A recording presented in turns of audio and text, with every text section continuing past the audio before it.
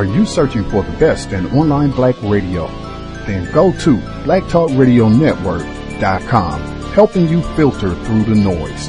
Real talk, black talk.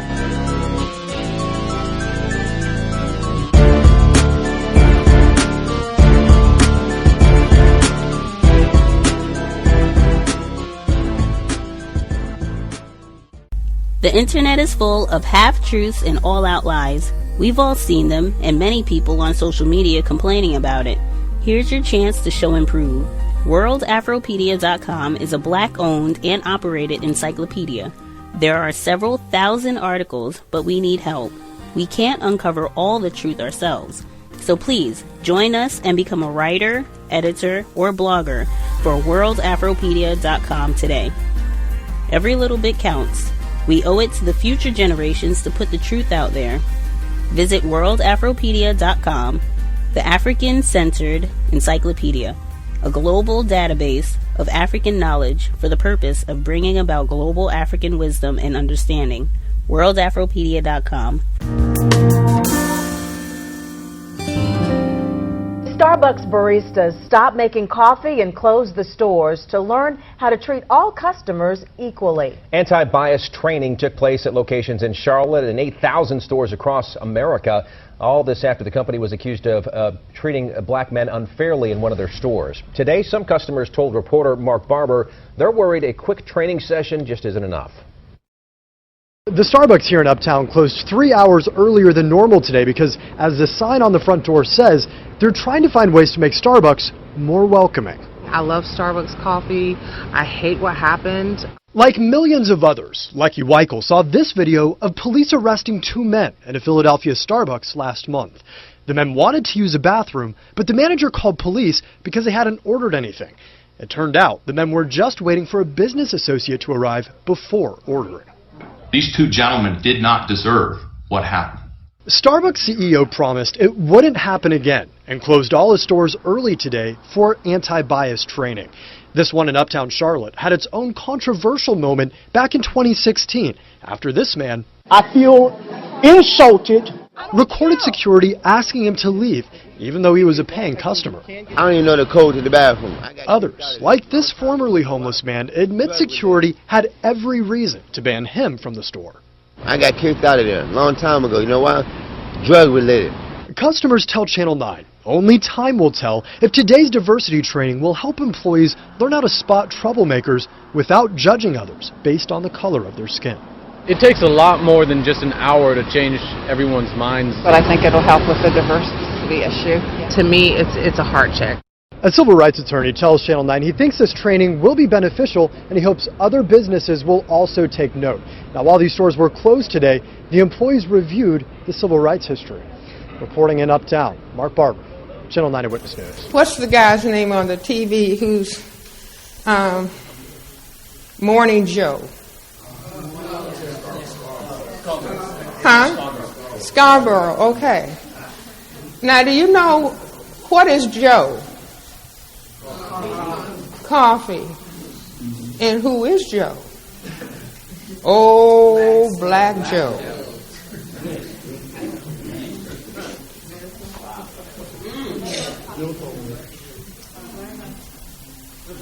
That's why Starbucks is a billionaire company.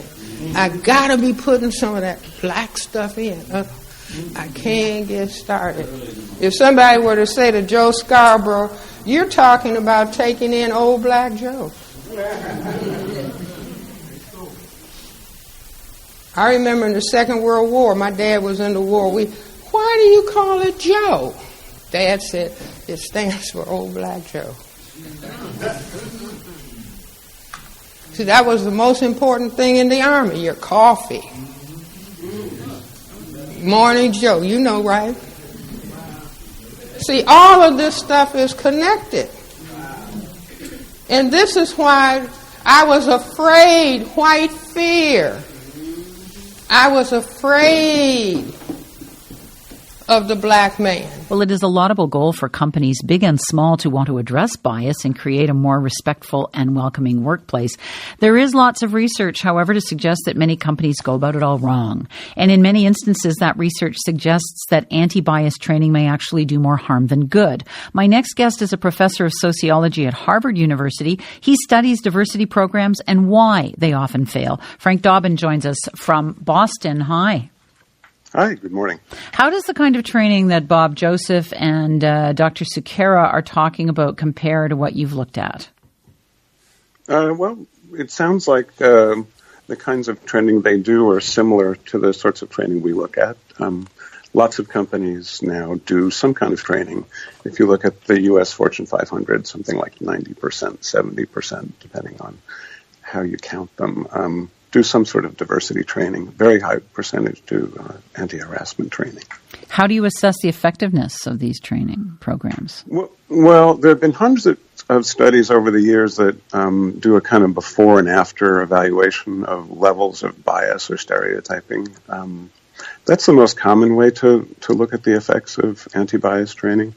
And across those studies, the big picture is that anti-bias training doesn't really do much to change people's levels of bias. It's particularly striking that the few studies that look at follow-ups, say, 12 months later, 12 months later, tend to show no effects. Some actually show negative effects of training. We look at the effects differently. We look at more than 800 companies over more than 30 years, and we look at whether diversity training or anti-bias training actually leads to changes in the workforce, actually leads to, for example, increases in African Americans in the workforce. I think that's kind of a better measure, and there the results are disappointing. The conventional kind of diversity or anti-bias training, the most common forms, and that is mandatory training. Everyone is forced to go. That focuses on the law, as well as interpersonal relations, but that has some significant component about the law. It actually tends to backfire, so we see statistically significant negative effects of training on actual workforce diversity. That's not very encouraging. It's not, but it kind of it aligns with what Mr. Joseph and Professor Sukhera talked about, which is that people are often angry when they leave. They are often defensive, and training can lead to feelings of shame, guilt, distress, as Professor Sukhera mentioned. I think the problem is under the best circumstances, training tends to have no effect on people's level of bias. And when it's done wrong, and it's mostly done wrong because people are usually forced to go, which makes them, of course, feel like they're guilty of something. And they hear a lot about the law, which can make them feel that it's not the company that wants them to reduce levels of bias or to try to control their own biased behavior, but it's some external legal authority, and they may react negatively to that. I want to play a clip for you. There's been some research here at the University of Toronto that's in line with your findings, and we've got Michael Inslicht describing the kind of language they found was not effective.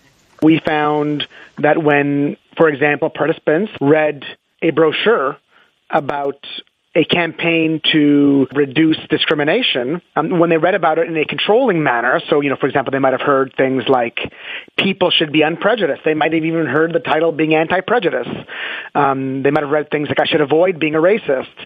When they saw this kind of forbidden stuff, things they weren't supposed to do, we found that it was not effective. But surprising to us, we found that it actually increased, temporarily at least, increased levels of prejudice.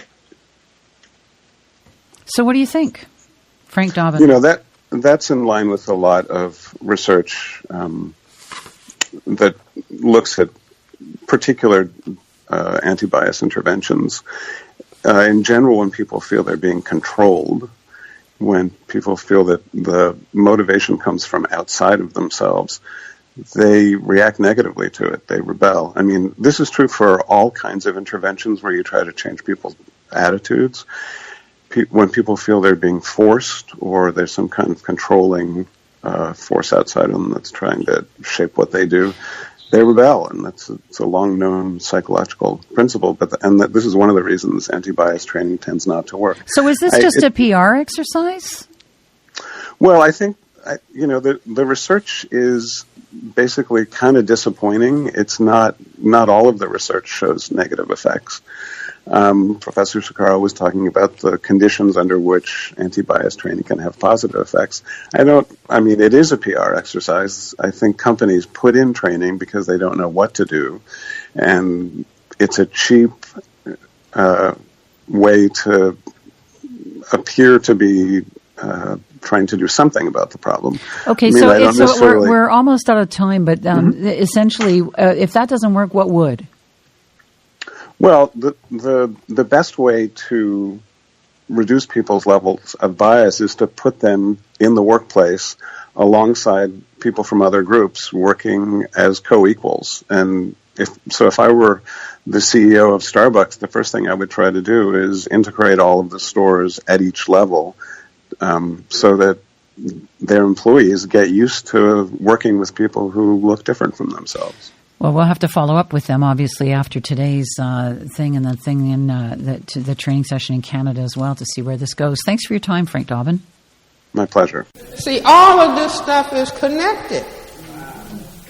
And this is why I was afraid, white fear. I was afraid of the black man. Context of White Supremacy. Gus T Renegade in for another broadcast, hopefully to share constructive information on the system of white supremacy. Today's date, Thursday, May 31st, 2018. So I have been told. This is our weekly broadcast on neutralizing workplace racism. Thought it was Saturday for some reason.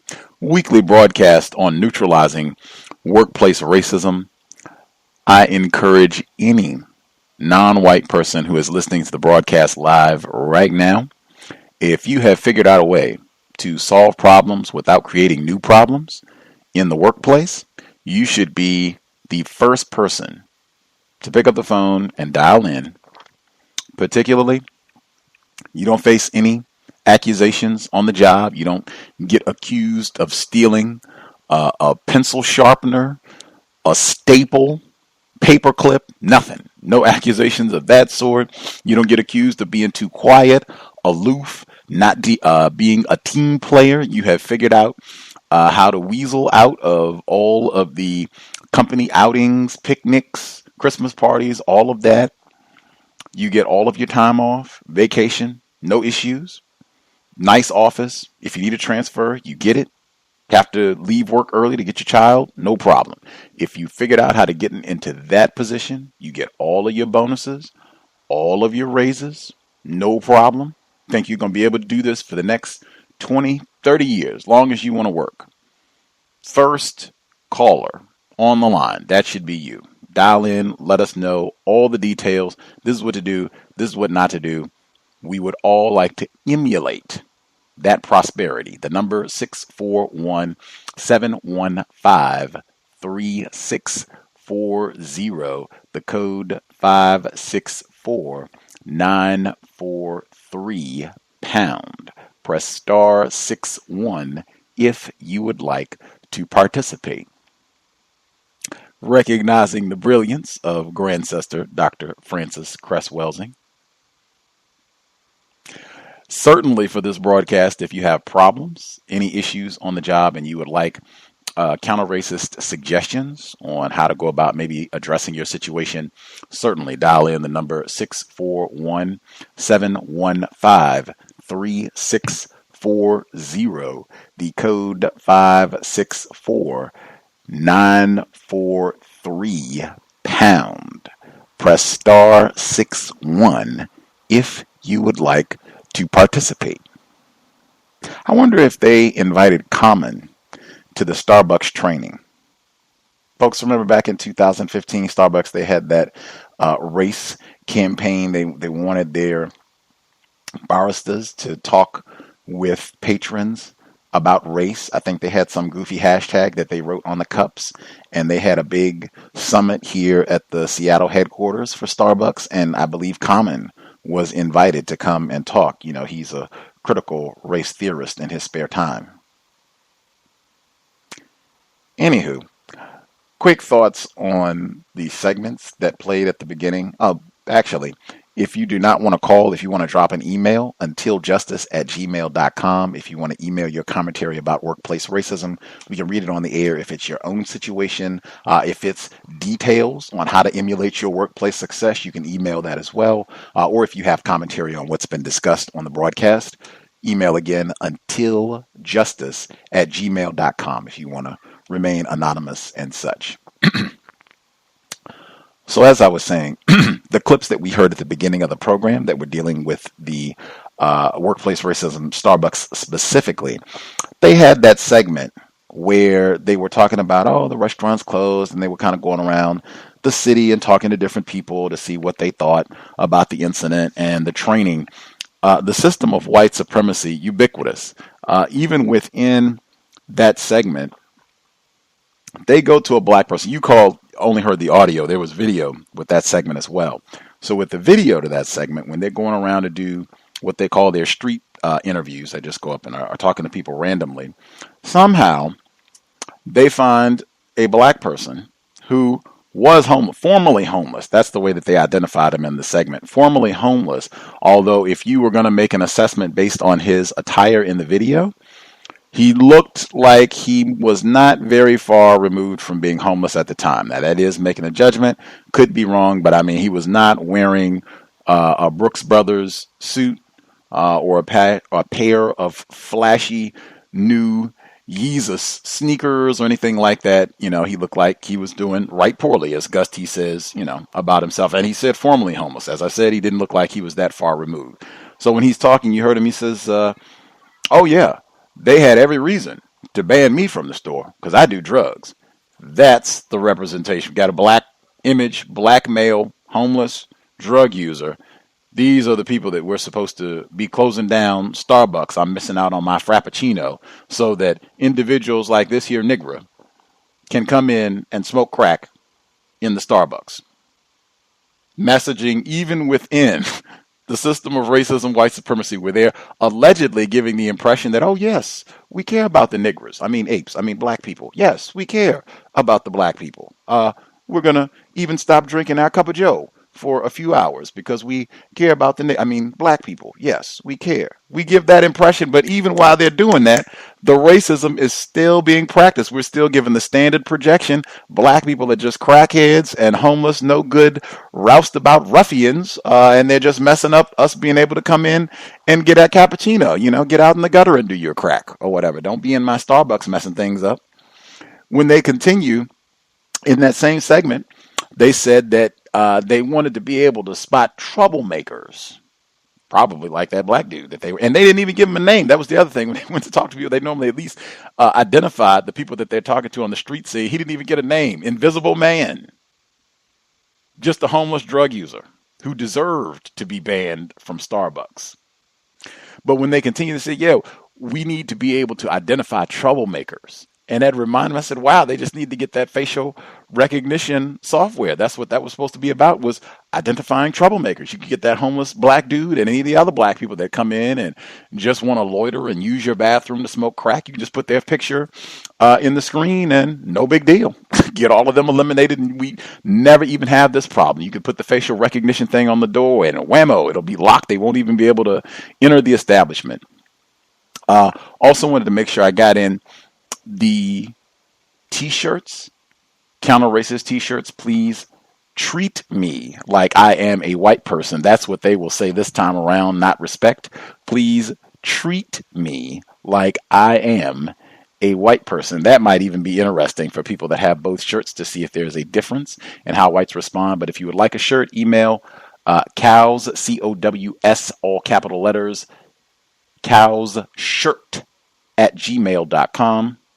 Address again, C.O.W.S, C-O-W-S, all capital letters, shirt at gmail.com. Mr. Trav will hook you up.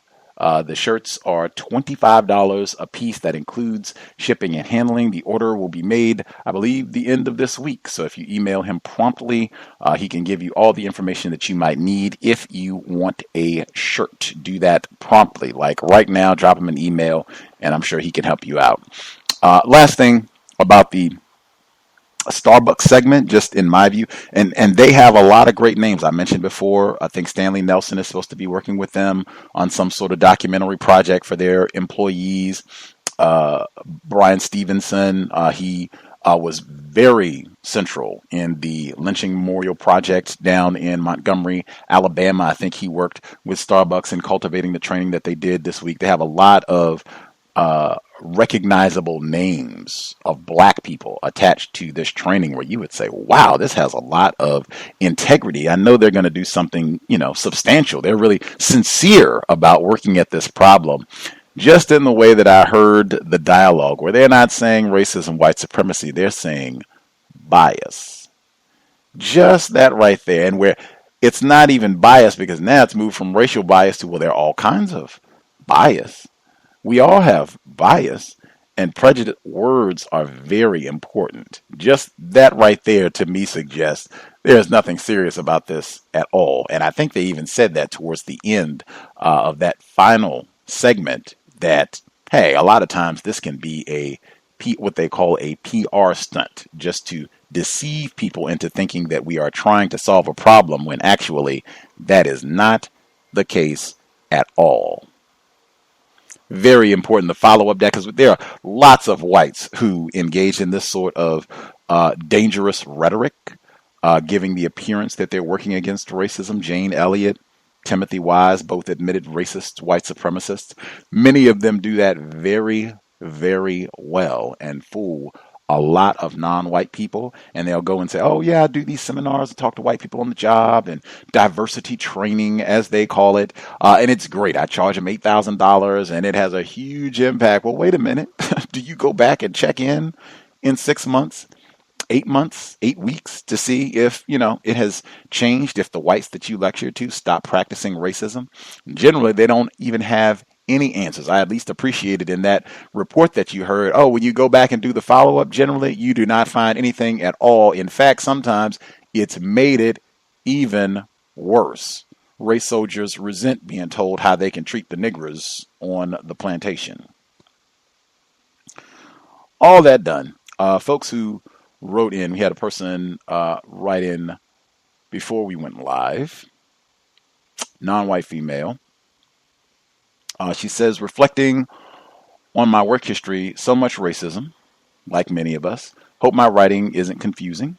First incident, I'm working as a cashier. I'm ringing up the purchase of an old white woman in her late 60s, early 70s. Her bill was $19.63, so I said, your total, $19.63. She looks me right in the eye and said, that was a good year. Second incident, I was working as a salesperson in an overpriced children's clothing store. I mean, really overpriced. Children's pajamas were $100. The kids' pajamas are not fire retardant, just 100% cotton. I was told fire retardant fabric is harmful to children. Black female nanny that worked in the area comes in. She said she was familiar with our pajamas. The white child she took care of had a few sets. She was about to purchase the pajamas, then she saw the price. She said, I can't believe these pajamas are $100 and my boss buys so many for her children. I asked her for a raise and she said money was tight. She left the store upset. Master deceivers, and particularly about money. Third incident, it was my dad's birthday, and I was going to meet my family after work for dinner.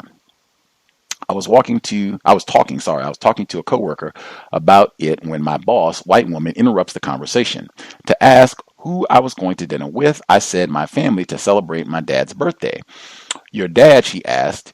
You know your dad? I looked at her and said, yes, slowly. She looked at me surprised and said, oh, because I never heard you talk about him. Then she says, what restaurant are you going to? I say, Michael Jordan's Steakhouse. She couldn't even hide her disgust.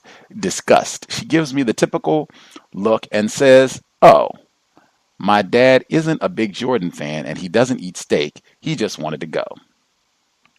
End of correspondence. I have eaten at Michael Jordan's restaurant. The food is not that grand to my recollection. I think it's just one of those, if you go to Chicago, you're supposed to go to Michael Jordan's restaurant to check that off your visiting Chicago bucket list. At any rate, I think this is why we talk consistently on the program. Mr. Steele, Ken Steele, talking about food once again, and it gets to tacky.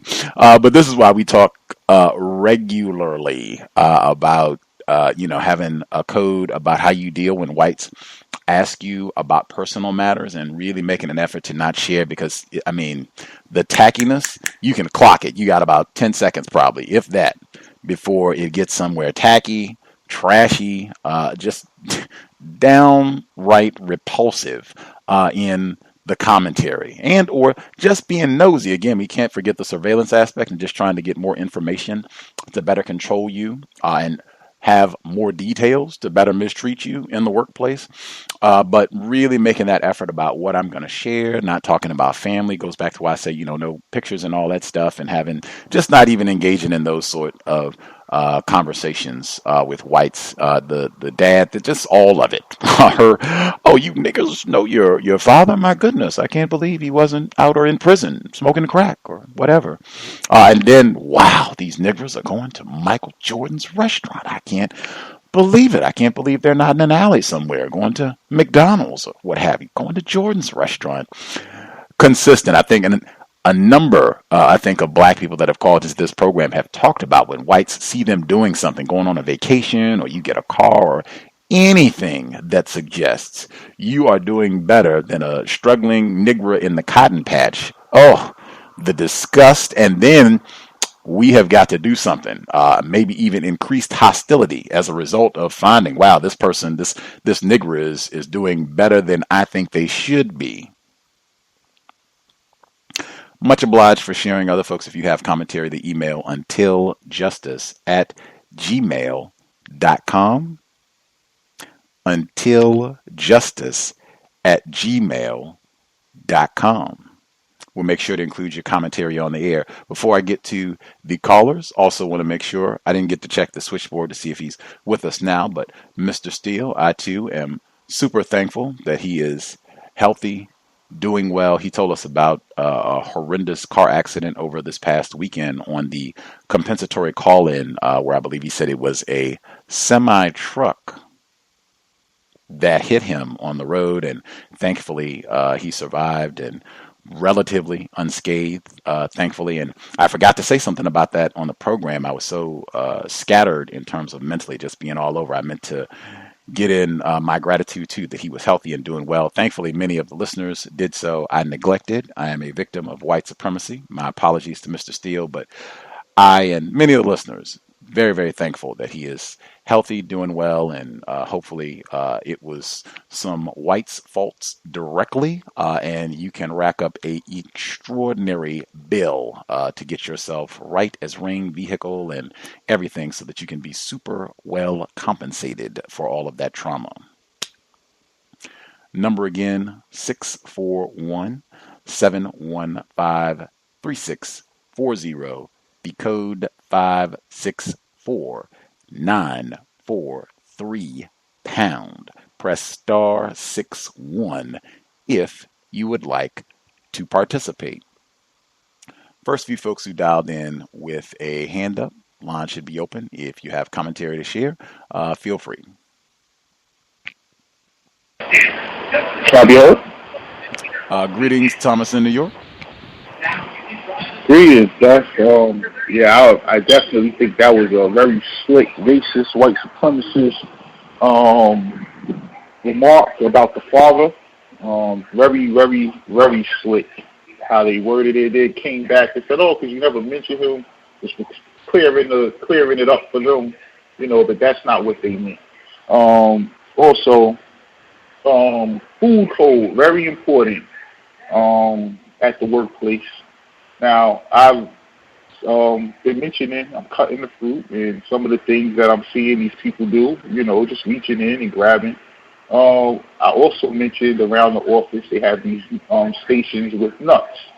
And it's premium nuts, hazelnuts, Brazilian nuts, walnuts, pecans, cashews, all raw, nothing on them, and I don't like, sweet or sour. Yeah. It's hard to talk about nuts and it not sound the kind of way, but I don't like salt or sugar stuff on my nut. I like them plain. So either way, as I'm walking through the office today, and these things are set up like candy machines. So, and I see the lady filling it up. It's a Filipino lady. She comes to me to get the gloves I use to cut the fruit. So I notice she's not touching them. And I see the owner. He just took the lid off, reached in, grabbed the nuts. Then I watched someone else walk, and they just picked out a bunch of pecans out the thing from the top. So I said, I'm never eating these nuts. So broke my code, and I see now that I'm never breaking my code again. Last thing, the terrorist who terrorizes me at work on Friday after a whole day of terrorism, she comes to me and she tells me to mail some things for her to her country, to Ireland, and do this ASAP and da-da-da-da. And I won't be here for 2 weeks to terrorize you. I'm going on vacation. Have a nice couple of weeks. And she walked off. So I said she admitted it. It's terrorism. And I'll mute my line. Thank you, Gus. Wow. White people ignorant about racism? Come on. And I've said that before, and from a white woman, no less. One more time. White women do it better. Hands down.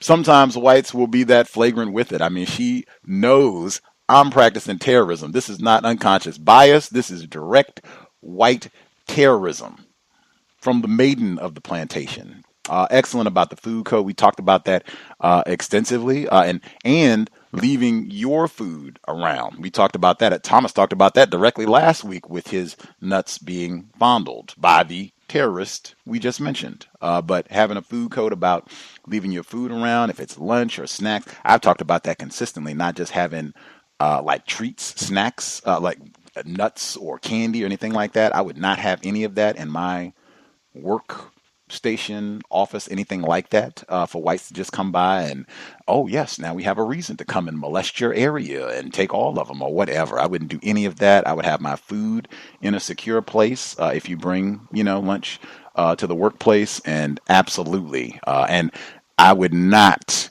have my food in a community refrigerator. I have been through that when I was less codified and my food was tampered with. I was furious. Knowing what I know now, I would not use the group refrigerator in the workplace. If that means you need to get a cooler for your food, if you have to have refrigerated items, if it's cold enough that you can leave it in the car, do that. It would have to be something else worked out. I have seen way too many times when I was confused and had white friends and everything, and my food was not safe in the refrigerator. So I cannot imagine what it would be like once you are codified and not chummy and hanging out and going all to birthday parties and such with whites. So that would be my recommendation. Do not use the refrigerator at work.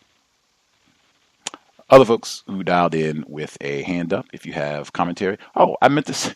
It has been 2 years since we have been doing workplace racism. It's started summer of 2016.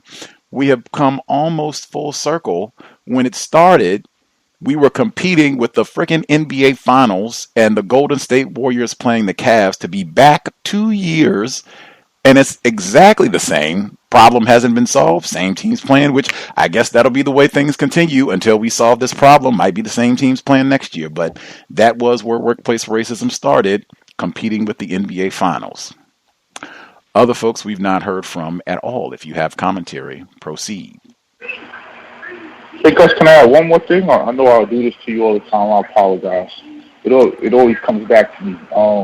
What you just mentioned about Starbucks, there was a company that a lot of people were working for, but they went bankrupt in Las Vegas, but they're based out of China, called Faraday Futures. They were going to be like a Tesla, making electric cars that go super fast.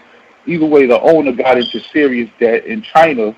He went to get on a plane, not accepted, based off of his visual image. Went to get on the bus, car won't work, based off of his visual image. He's considered a social threat, and nothing works for him. So just imagine us at Starbucks, you get the coffee, not going to accept us.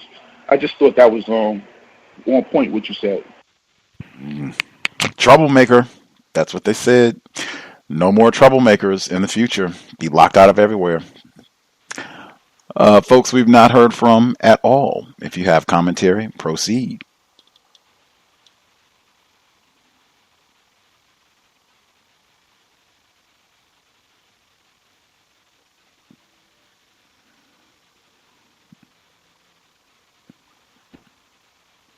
Can it be heard? Yes, sir. Greetings, retired firefighter. Greetings, everyone.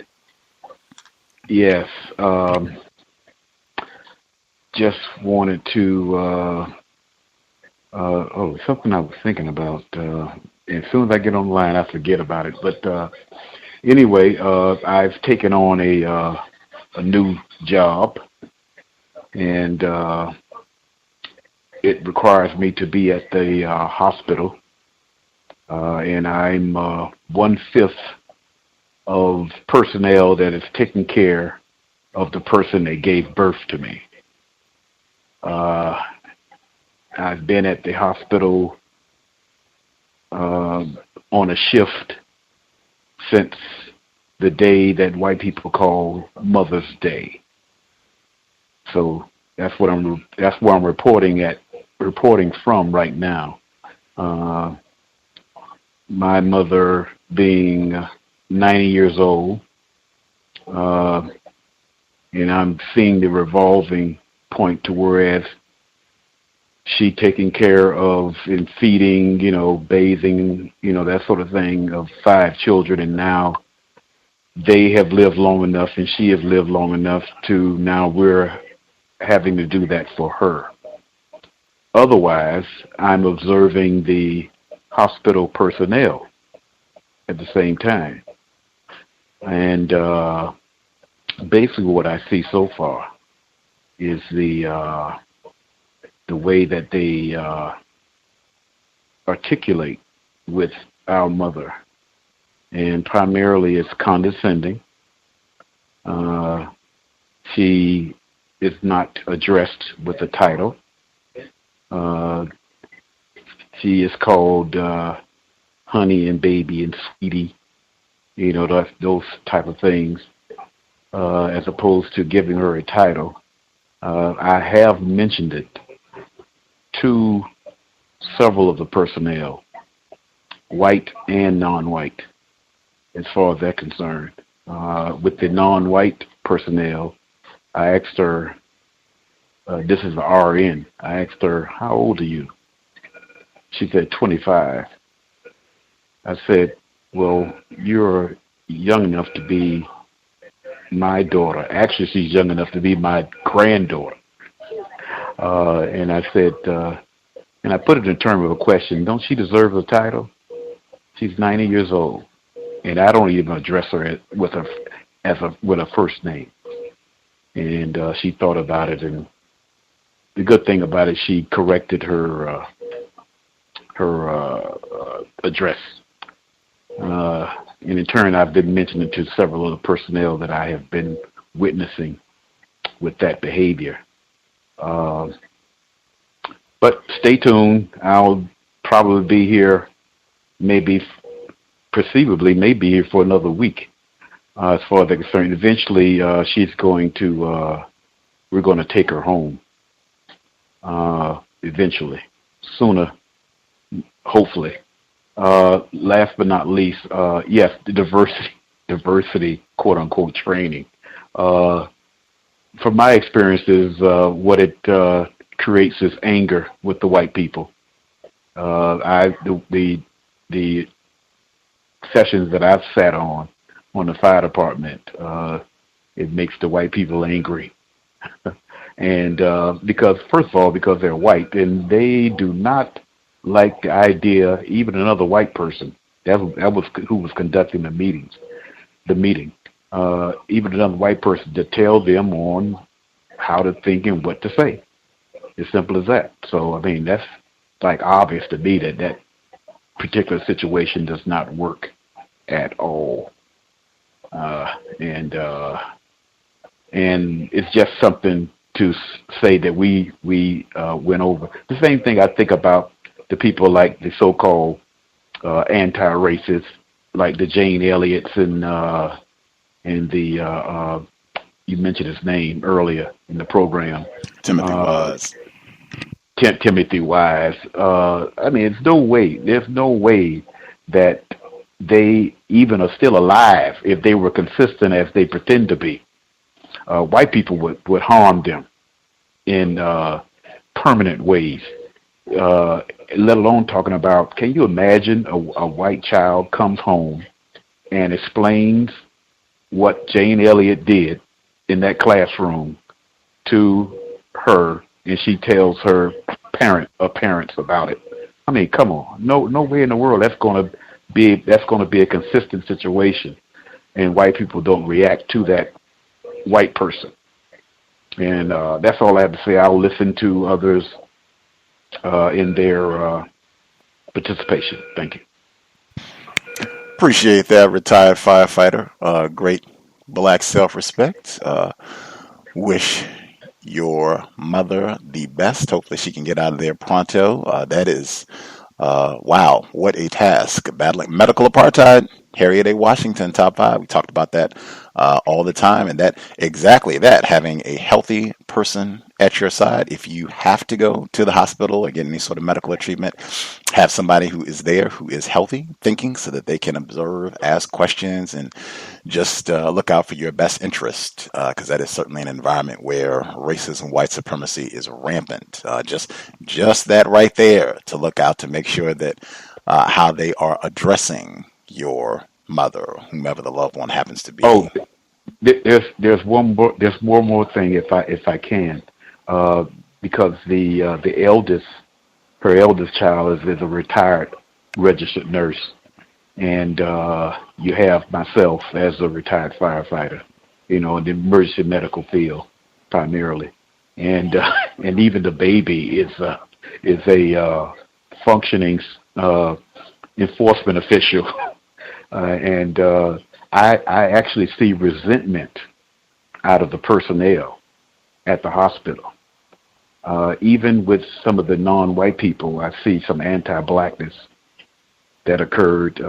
The youngest stated that she thought that one of the personnel had an attitude, primarily because my older sister, she knows every point of the treatment or the care for patients, because she literally was doing this for about 30 years, so she's very much aware of it. And from there, they know that they're being watched. And just like any job, you got some people who they may have the qualifications, but that doesn't have anything to do with the ability to perform and the will to want to perform in a correct and efficient way. Basically, what Mr. Fuller says, practicing justice. And so that's what she has, because that's what she produced. I'm talking about my mother. That's what she produced, out of us. And so we're on it, and I'll stay tuned and give some updates if she stays that long. Thank you. Context of White Supremacy. Much obliged, retired firefighter. Other folks who dialed in, if you have a hand up, again, *61 if you dialed in, if you have commentary that you'd like to share on what's been discussed so far, or if you have your own situation that you want to share. So again, if we have any folks who have figured out counter-racist codification in the workplace that works well so that you don't have problems with whites, they call you sir, ma'am, every time, get your paycheck correctly, all of that. We should definitely hear from you. And I think it would also be constructive, folks who have figured out ways to use codification effectively, where counter-racism has benefited you on the job. If you have examples of that, I think that's always helpful as well, to show that this is not just abstract and theory, that there is practical application that helps people solve problems without creating new problems. So definitely, folks have been able to apply counter-racist concepts constructively to your benefit in the job. We would love to hear about that always. Other folks we haven't heard from at all, proceed. Can I be heard? Yes, ma'am. Hi, Gus. I'm a first-time caller, so excuse me if I'm a little off or if my words sound choppy. I'm going to be reading from some notes I actually took. I am actually unemployed at the moment. I was employed, but I've been taking some workshops at like a local career center that they offer here in the city. And the workshop is run by a non-white male. Not non-white male, I'm sorry, excuse me, by a white male. And there were about 8 non-whites in the class, and 6 of them were females, 2 of them were males. So what piqued my interest in taking notes initially is I was listening to a broadcast on YouTube, and I heard someone mention that they kind of do these social experiments where they'll call somebody sir or ma'am or something with titles. So we go around the room to introduce ourselves, and everyone does their introduction. And one of the non-white males in the classroom, a black male, he refers to himself as Mr. And the reason why I started taking notes is because I took kind of notice of the way that the instructor reacted. He was kind of like, oh, Mr. Nobody else had introduced themselves in that way. So he introduced himself as Mr. And he wanted to know what the last name of our instructor was, the white supremacist suspect male. And he says that the white male says that he hates being called by his last name because it makes him feel like his dad. So in rebuttal to that, the non-white black male says, well, I'll just call you sir as a conveyance of respect. So he proceeds to call this man sir throughout the remainder of the workshop. And I just thought that was interesting. I haven't really dissected it too deeply yet, but I just thought that was kind of interesting, especially in light of what I heard a previous caller mention on the broadcast. So this white male who was running the workshop, I had met with him previously where he invited me to this workshop, but in our previous meeting, he mentioned LinkedIn. And I'm not sure if the callers are aware of what LinkedIn is, but it's kind of like Facebook for careers. So what you do is you create a profile, you put on there your work information and all of these other things. You make connections with people. You know, they might have went to your college or high school. You might have worked with them. And LinkedIn, like, links you together. So I'm always very hesitant about those kind of things because I'm a skeptic when it comes to just having my likeness or my information out there on the internet, especially in the system that we live in. So he advised me to join this LinkedIn site, and, you know, I was hesitant to comply, but I did it anyway. And we're working on it together, and he's like, well, now the only thing you have to do is upload your picture, you know, put your picture on there. And that immediately alarmed me, especially because I was listening to another previous broadcast. I'm not sure if it was workplace racism, but it might have just been Context of White Supremacy broadcast, where they were talking about facial recognition software and how Amazon was promoting their facial recognition software to law enforcement agencies and things like that. So that kind of was very off-putting to me because I'm not somebody who does like Snapchat and Facebook and all that. You know, like people are getting crazy about the filters and things like that, which is a form of facial recognition that I'm very skeptical about, like I said, because of the system of white supremacy that we live in. And it was just very interesting to me. Like I said, these are things that have occurred within the last 24 to 48 hours. I haven't really had a chance to dissect them. I've just been taking notes. It was very interesting to me that we were talking about, like taking pictures and like algorithms and things like that. When he said, oh, you put your information in, you put your picture in, and then these companies have an algorithm and they can find you and this, that, and the third. So it just made me think, oh, great, this is just another way for white supremacists to be racist, because we know that the software is only as biased or non-biased as the programmer, and as was previously mentioned in a broadcast, most of the programming is racist because the programmers are racist. So that was very telling to me. It was kind of like a red flag. Another thing I took note of in this workshop and just in work environments in general is people's propensity, specifically white males and black males, to talk about sports and sporting events. And I love the Grandcester, Dr. Frances Cress Welsing, and I always think of her whenever I hear people start talking about sports. So they started talking about sports, and my interest got piqued. And the white male who was in charge of the workshop, he mentioned track, baseball, and football. So I thought that was interesting in this environment that he was talking about sports, where he was making like these little sports analogies, and him and there were two non-white black males in the class. They kind of had little asides about football and things like that, and trying to, there were a few instances where they tried to engage me in the conversation, but I was staying on code. I was just observing and taking in my environment, taking in all information that I could about the interactions. And I think that's about it. But the last thing I did want to ask, and I don't know if this is appropriate or off topic specifically for neutralizing workplace racism, is the retired firefighter. I noticed I live in a city that's very segregated. I don't know about every other city, but my city specifically, there's statistics and data that shows that it's a very segregated city. And I noticed that recently there's been a lot of media locally and even kind of nationally about fires and firefighting.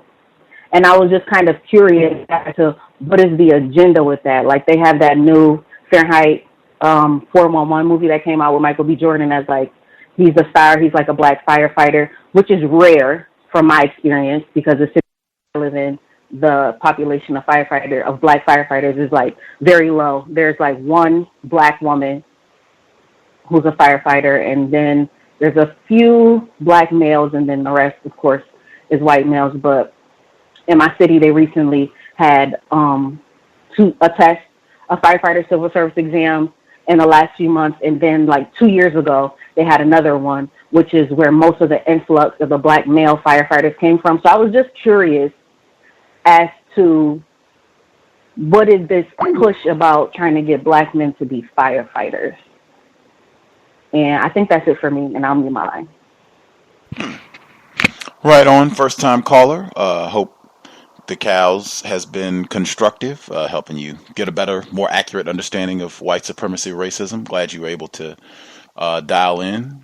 Experimenting in the workplace, great. Your observation about the black male who I guess identified himself as Mr. and then would not call the white instructor by his first name, just said, I'm going to call you sir. That's interesting all the way around, to not even call the person by their name. You're just going to be sir. That might be a code some others want to adopt in the workplace or other situations, as it might be helpful to you without causing any problems. I think the sport, we talked about that before. I think the sports in the workplace, and that's another one that my suggestion is, even if you are into sports, if you're at a sports bar right now with a 9-foot, HD screen watching the finals, when you get to work tomorrow, oh no, I didn't. While we were tied up, I'm not really into sports like that. I don't really follow basketball. Nope. Because that's another one, really anything, but you really want to, if you're going to be talking, you want to be talking about things related to the job, not engaged in just casual banter. That is giving opportunity for whites, the tackiness, the trashiness to come in. Just be on task. Be known for being serious, talking about work. And definitely, no, I do not watch any sports. I don't follow any sports, and I am not going to be engaged in this sort of casual chit chat about sports with a white person on the job. Like, no way. I don't really see a push. I have been seeing, I think I've been playing quite a few in terms of reports about racism involving the fire department, but I do not see a push to have black males or black people, period, be firefighters. I think I've even seen reports where black male firefighters have been victimized and mistreated, where whites seemed like they were upset about having a black male firefighter or a black firefighter, period, present amongst them. So I can't say that I've seen a push to encourage black people or non-white people in general to be firefighters, but I have seen more incidents involving white supremacy, racism, and firefighters. But I mean, that could just be they're getting a little bit more publicity now. That would be the case with all areas of people activity. I mean, if you knew all the data, it would be, Subway employees practicing racism, people that at the Coca-Cola factory practicing racism. You could just go through all areas of people activity, and if you had enough information, that's what it would look like. Whites, all the things that they're doing, and all over the world all day long. As we proceed, I guess people can respond to that if they've seen evidence of black people or black males specifically being encouraged to join the fire department. We can respond to that as we go. Other folks that we've not heard from, if you have comments or questions that you would like to add, feel free.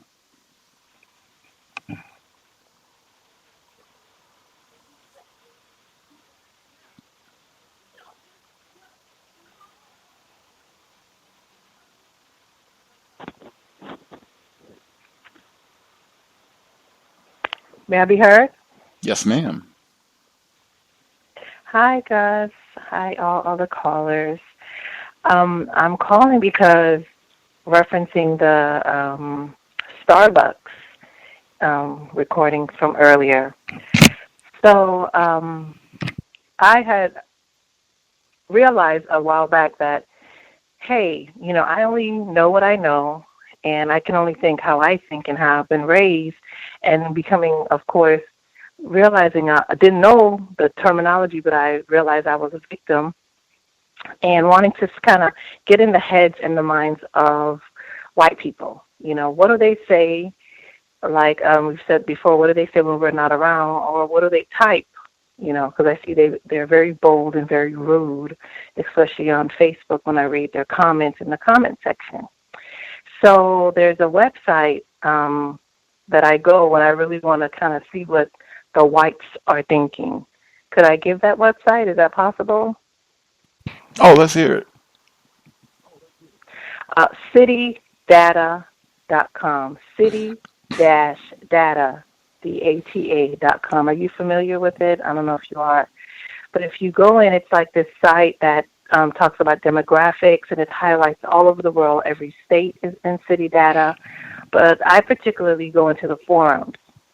So, of course, if you know how forums work, they have all different types of topics. Every topic you can think of, they have it on city data. So I'll go and I'll look in the current events and kind of see what the current event topics are talking about. So I was looking for, and I found the Starbucks, and kind of wanted to see what the whites thought about the bias training. And it was so funny when I went on, because there was someone started a thread, and it said it had a highlight of comment, and I know you mentioned comment earlier. So this guy starts a thread, and it says, "Oh, they had some rapper called Common in the video training, in amongst the video for the training, and this guy is known to use the N-word."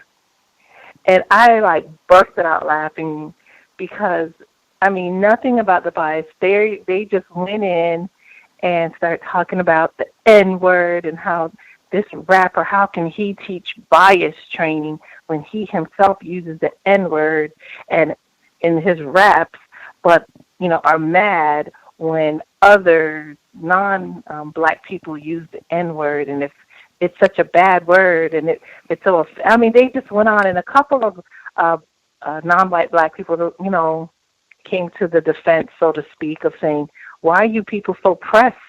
Why are you so desperate to want to use this word? They had so much banter. Even one guy said, well, if a white person calls another white person the N-word, is it still a foul word? Nothing about the bias. All they wanted to talk about was Common, his, rap career, and how he had used the N-word in his raps. So that was totally hilarious to me. And I'll just mute my line on that. Not surprised. He's a victim of white supremacy, Common, but I think my memory is not too bad. He was at the 2015 event that they had for Starbucks, but whites being tacky and practicing racism, finding some way to divert the conversation, that's pretty standard act of white terrorism. Other folks that we have not heard from at all, if you have commentary or if you have suggestions, any of what's been discussed thus far, if you have suggestions or analysis on that, or if you have your own situation you want to address, feel free. Can I be heard? Yes, ma'am. Hi, good evening, Gus. Good evening to all the callers and listeners. This is the software developer in Wisconsin. First off, to the woman that was, or the black female that was talking about LinkedIn and her apprehension about LinkedIn, it is an effective tool. If you're looking for a professional position, anybody who's looking to hire you will definitely be checking on LinkedIn. I've given these tips here before, but I'll just say again, I would not use it as a Facebook, as a sort of quasi-Facebook app. I would use it only for networking, only for actual workplace things, because everybody's going to be able to see this, your coworkers are going to be able to see this, any companies that may be interested in you may be able to see this, so you want to keep it as professional as possible. But it is a very useful tool, and unfortunately in certain industries and certain areas, it will be a necessary tool. So I would not be as apprehensive about it. Just know how to use it effectively. I think Ken Steele, who Gus was speaking about earlier, Ken Steele has been on this program numerous times and has given many tips on LinkedIn. And as far as I remember, I think he's in recruiting. Is that correct, Gus? Or maybe I'm incorrect about that. I think you might be accurate on that one. Yeah, so I would definitely take his advice, and I've had some good results as a result of taking his advice. Which brings me to, I'm sorry, was somebody speaking? I think it might have just I been thought I heard something. Background noise. Sorry about that. Folks could remember to mute their line. That would be helpful. Oh. Oops. Oh, okay. Whoops, got All confused myself. Go ahead. Sorry about that. No problem. It's such a popular show, Gus, Yes. So that brings me to my story. Last week, I think I've been talking about this for a few months now, the sort of increased surveillance at my job, terrorism at the hands of the lead architect. And this sort of culminated in me deciding that maybe it's time to get a new job, and I think they're up to something. They may be trying to fire me, and I'm pretty much not going to give them a reason to fire me, so they're going to have to make something up, and then we'll see what happens. So this past week, I decided to update my LinkedIn, but prior to updating my LinkedIn, I got a message from a recruiter, a so-called recruiter. I don't know if he was a recruiter or not. And it said, I was wondering if you would be interested in a position with a travel software company here in Milwaukee. And as far as I know, the only travel software company that I know of in this area, and I would know because we have competitors, right? So the only travel software company in this area is the travel software company that I work for. So I thought that was really interesting. So I asked a few questions. I just asked, what travel software company is this? I work for a travel software company, and I would be concerned that it would be one of our competitors, just trying to get some information. Never heard anything back. So I'm thinking it's one of two things. Either it was somebody who was being used by somebody at the company. I mean, they're this devious, to fish to see if I was interested in leaving or just trying to get some information somehow, or that it was that they were trying to see whether or not I would do anything incorrect by giving a competitor some information. I can't, according to my employment contract, I couldn't go to another travel software company for 2 years anyway, so they're pretty strict about that level of competition.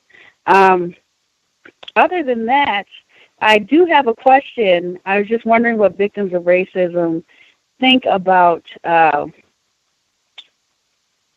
references. I have a really difficult time with this whenever I'm looking for a job. This is usually my most dreaded part of looking for the job. I'm okay with the interview, the resume, everything else, but the references. And I think the issue is most of the people I know in this industry are white, and I don't really keep in contact with white people. Maybe I should. And so I don't really build those relationships to create those references. So I'm wondering what victims of racism have done about references in the past. And with that, I'll mute my line. Thanks, Gus.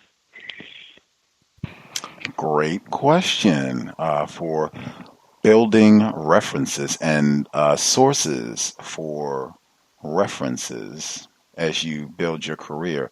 If folks have tips, suggestions on that, let me know. I've found it took me a while. Whites cheated everything. I'm not advocating cheating, but I have found that whites a lot of times, they will network. They will use workplace references and all that, but I've also seen where whites, they will use like their friends and such to write glowing references and letters. I had no idea how extensively whites cheat. I'm not encouraging that, but certainly I think we all have networks, professional networks and what have you, people that you are cordial with, black people that you're cordial with. I think if we can build some of those networks, professional networks with other black people, where you can have at least one person where, hey, this is someone who's professional, they know how to write reference, they can, be contacted and respond and say great things, that sort of thing. I think that might be helpful, something we can look at as well. Other folks, tips on ways that we can build resources specifically for the purpose of this is, I know someone or 3 someones, 4 or 5 someones that I can go to for quality references.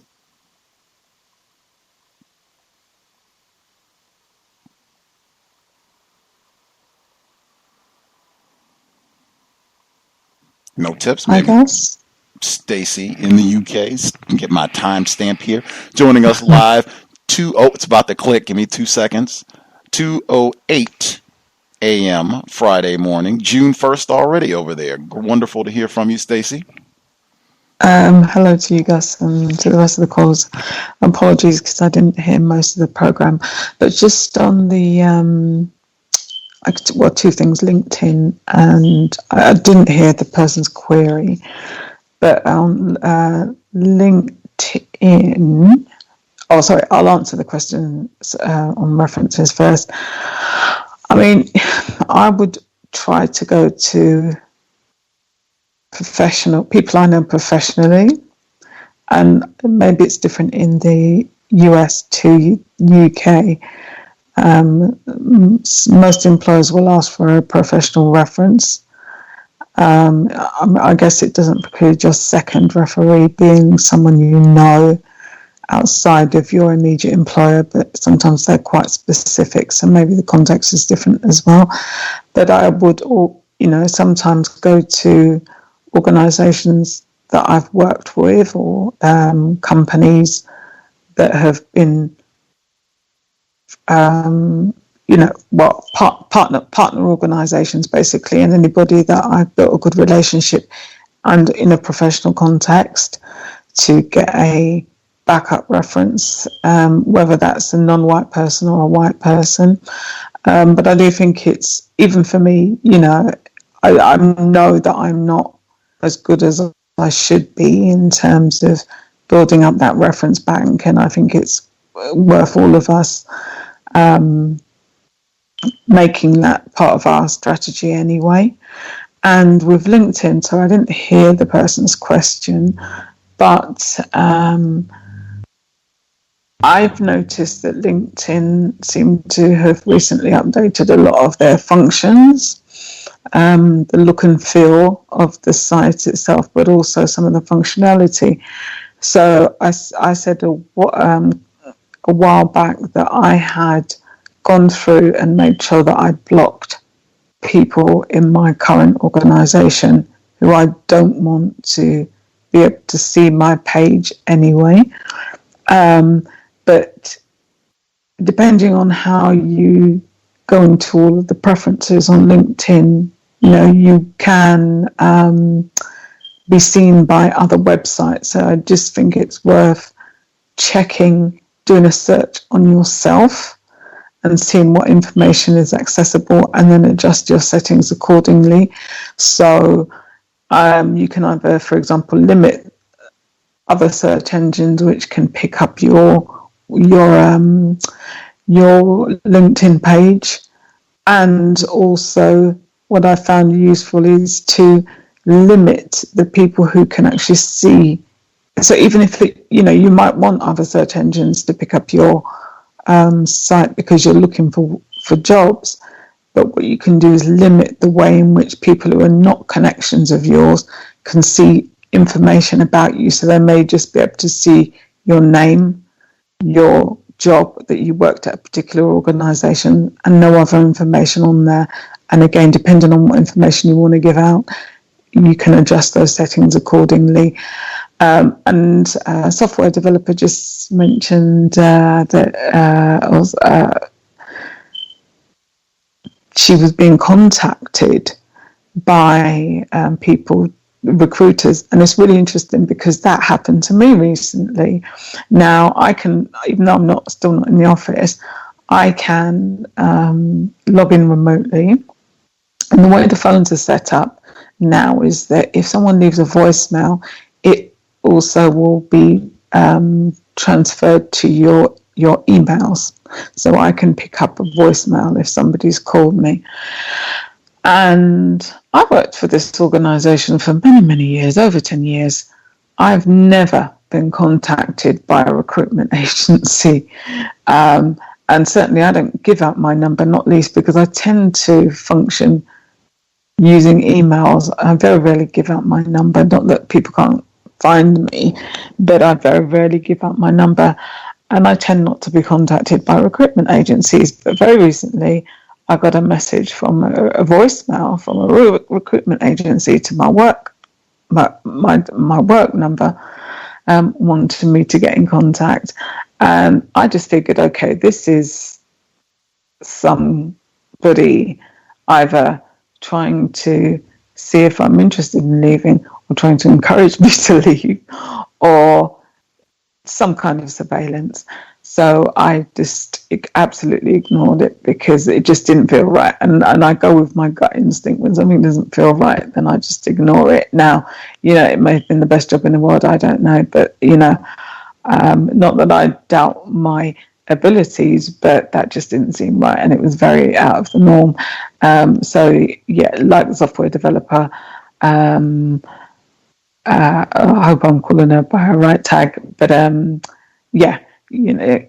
all kinds of tricks will be played to encourage us to leave and to undermine us, or just to check upon us. I've got a couple of other updates, Gus, but I'll mute my line there. Just real quick, if someone were to say, "Hey, Stacey, you're being paranoid," that could have been a great offer that you turned down for no good reason. But what would your response be if you had to use logic to explain why you said, "I think something is suspicious about this, I'm going to pass"?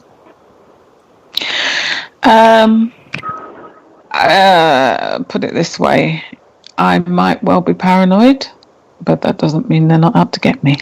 That's my response to that. The fact is, sometimes these things aren't necessarily easy to explain, logical, whatever. But as I said, I trust my instinct nowadays. And if they really, really, really, really want me, they'll find another way. But there was no detail given. And, I've not had a recruitment company track me down at work. A recruitment company could easily find me through LinkedIn. I mean, as much as I've just said, I've adjusted my settings. Anybody who's legitimately in recruitment will be able to track you down through LinkedIn and contact you there.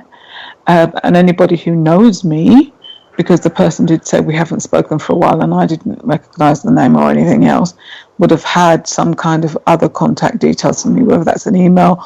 I guess my mobile number could have changed along the way, but it had other mechanisms to contact me, not to my work number and to my direct work number, as opposed to even just the organisation. There are a lot of reasons why it just didn't feel right to me. But as I said, I might well be paranoid, but that does not mean they're not out to get me. I mean, my line, Gus. Context of White Supremacy. Other folks we've not heard from at all.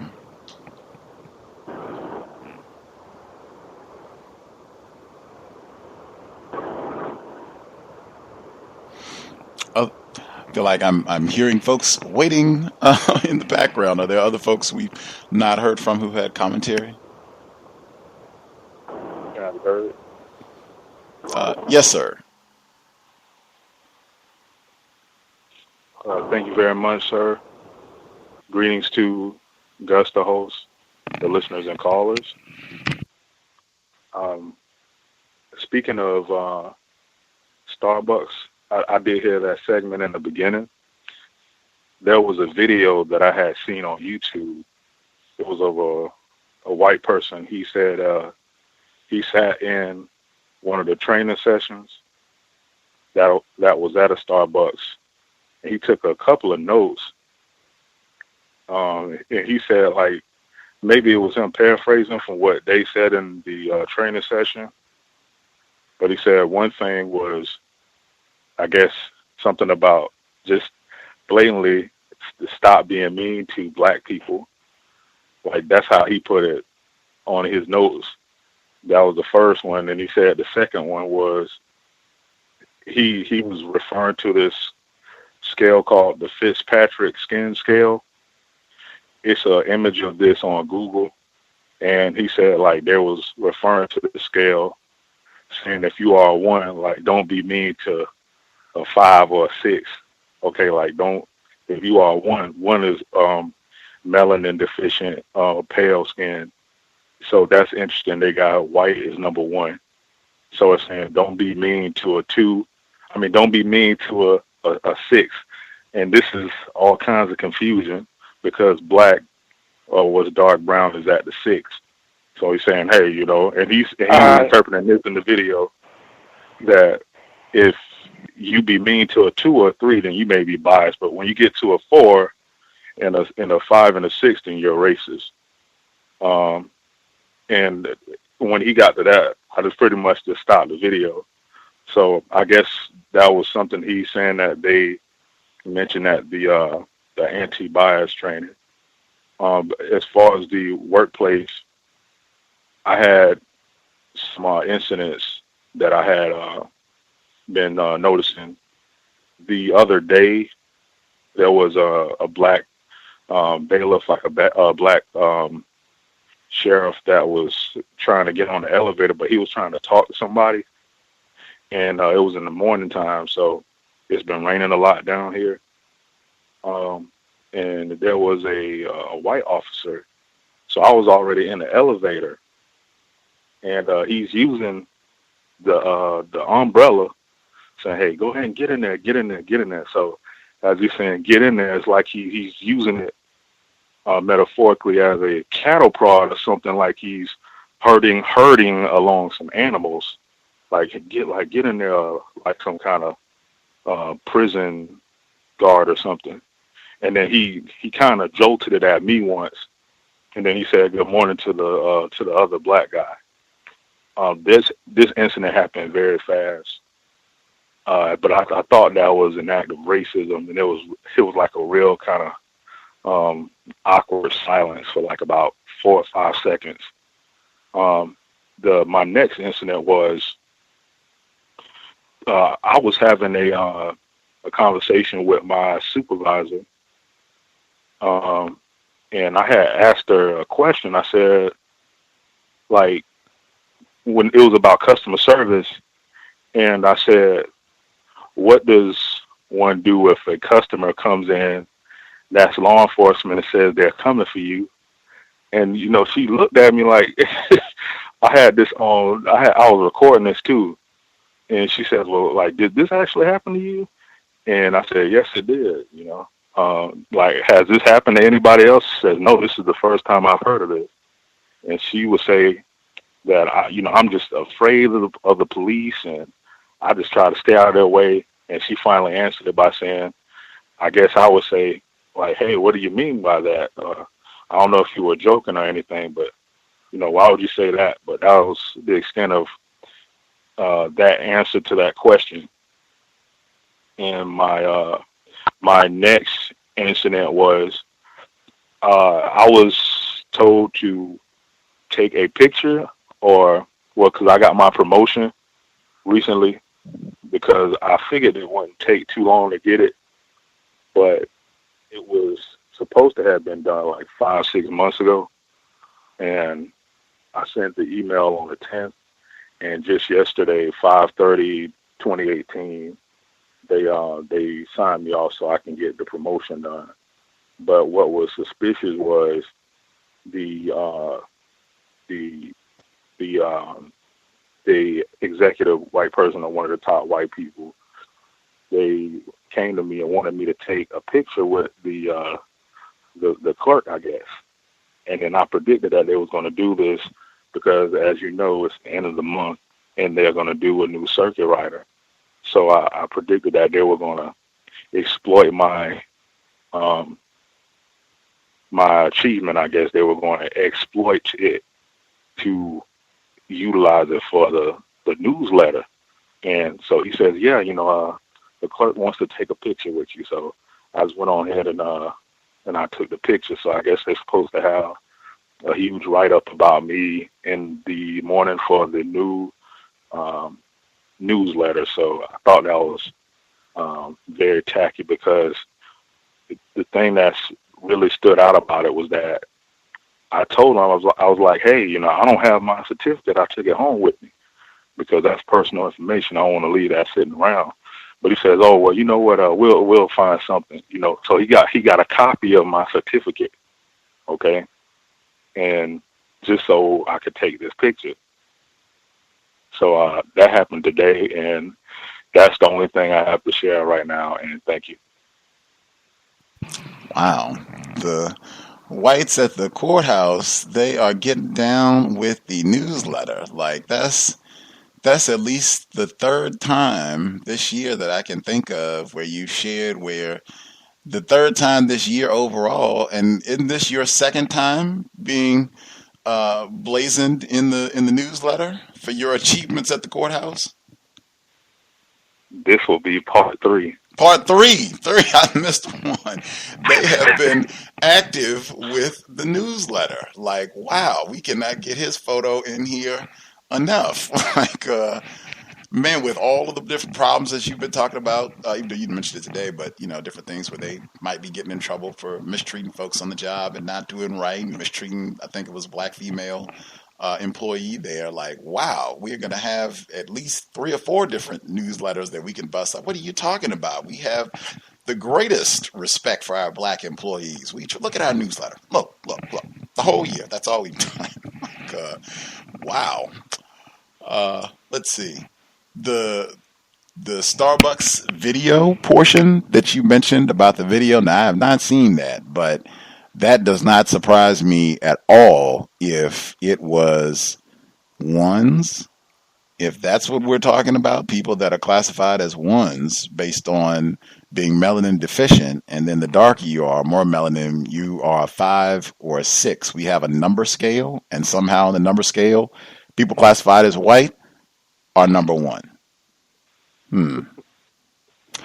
System of white supremacy, and they should have just kept the store open and maybe let black people come in and get whatever they want for free for 4 hours. Maybe that would have been better than the training. They always, I just mentioned that I think 2 weeks ago too. They always find a way to move it away from racism, white supremacy, racial bias, prejudice, discrimination. They got a bunch of more coming. White privilege. They got always find a way to move it away from that. And then they find a way to move away from having to identify the problem as whites. It'll be anything. The majority, the dominance, those in power, anything. Any way of identifying them as other than whites. Let's see. Not surprised with the Metal incident either about the police, her comment about the police situation. Not surprised at all. Let's see, other folks that we missed completely, if we have folks who have not made any comments, the line again, or number rather, 641-715-3640, the code 564943 pound. Press star 61 if you would like to participate. We did have that question about references. How does a black person, a non-white person specifically, go about making sure that you have resources, maybe 2, 3, 5 people really, that you can rely on, that you know that they will be able to write a quality reference should you need one? Have people found ways of getting references, or even making sure that you have 1 or 2 whites, race soldiers, that you know, hey, this person is classified as white, but I think they will write me a reasonable letter that, you know, would help me land a job. We have any folks who wanted to follow up on that question?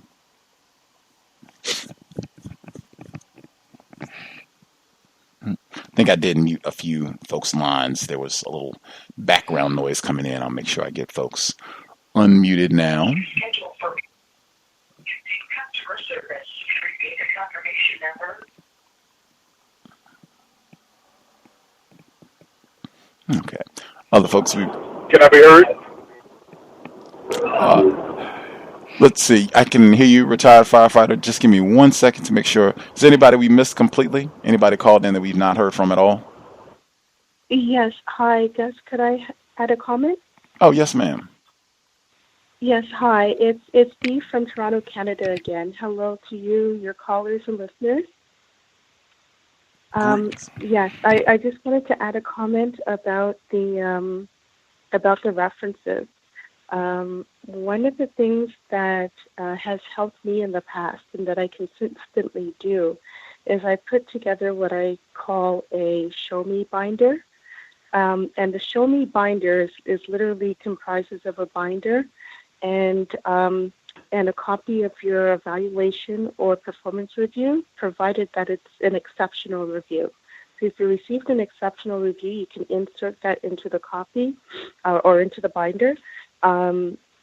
You put in also your letters of commendation from customers and workers as well, outlining the skill sets that you've done well, or how you've achieved certain goals, or how you've helped assist the company meet their bottom line of accruing more money based on what have you, or maybe, you know, an idea that was extremely successful within the business. So things of that nature. And then also to get at least 3 references of personnel within a supervisory role. What I've been finding more with the companies is that when they're being asked for references, they're more asking to go through HR as opposed to, say, the supervisor, the program manager or the director. And the thing is that HR oftentimes is not in a supervisory role to assess the skill set. So whether those references is via phone or by email, the HR has these very very generalized responses that doesn't reflect the true skill set of the employee. So to just finding 3 additional personnel in supervisory roles who can actually attest to your skill set, and to have them preferably within a 3 to 5 year range, that would qualify as the most recent range, and not to be afraid to ask for references when you know that you're doing great work, just to get into the habit of, oh, well, if you really like my work, could you put it in writing, or if you really like my work, can I use you as a reference? And that goes for a casual contract, full-time, part-time job. So that's what I wanted to share as a tip. Outstanding. We have a caller representing the 6 right now, Toronto's finest. Have you had any obstacles or I guess tips in getting whites to write you references or things that you can add to your Show Me binder? Hi, sorry, I was just unmuting you off of my cell phone. Yes, I haven't had an issue. The thing is that in what I'm doing in particular is I'm doing contract work. Even though I have it under my own business, I'm getting clients subcontracted to me via another agency. So what happens is that in Toronto, Ontario here, you're allowed to ask the person or the company or the organization that you're with to request for a reference from them. That you can definitely do. And I've been able to successfully, just by asking candidly, if you like my work, can I use you as a reference? In some cases, they would say, okay, they have to clear it with their supervisor, and then they'll provide me a reference. Some will provide me a written one. Some will provide me all their information, so that if needed to be contacted, then they're easily accessible to provide it. So I haven't had any problems, whether it's coming from a white person or non-white. Nice. The Show Me binder. Great way to just collect information. Whites are constantly collecting data to tear us down and talk about, how primitive and savage we are. That outstanding to catalog your own accomplishments as you proceed through your career, and then you kind of have ready-made material that you can show. This is what I've done. This is what I've accomplished, and people who can speak to, my skills in the workplace. I know retired firefighter had commentary. Is it anybody that we missed completely? Anybody that has a hand up who we've not heard from at all?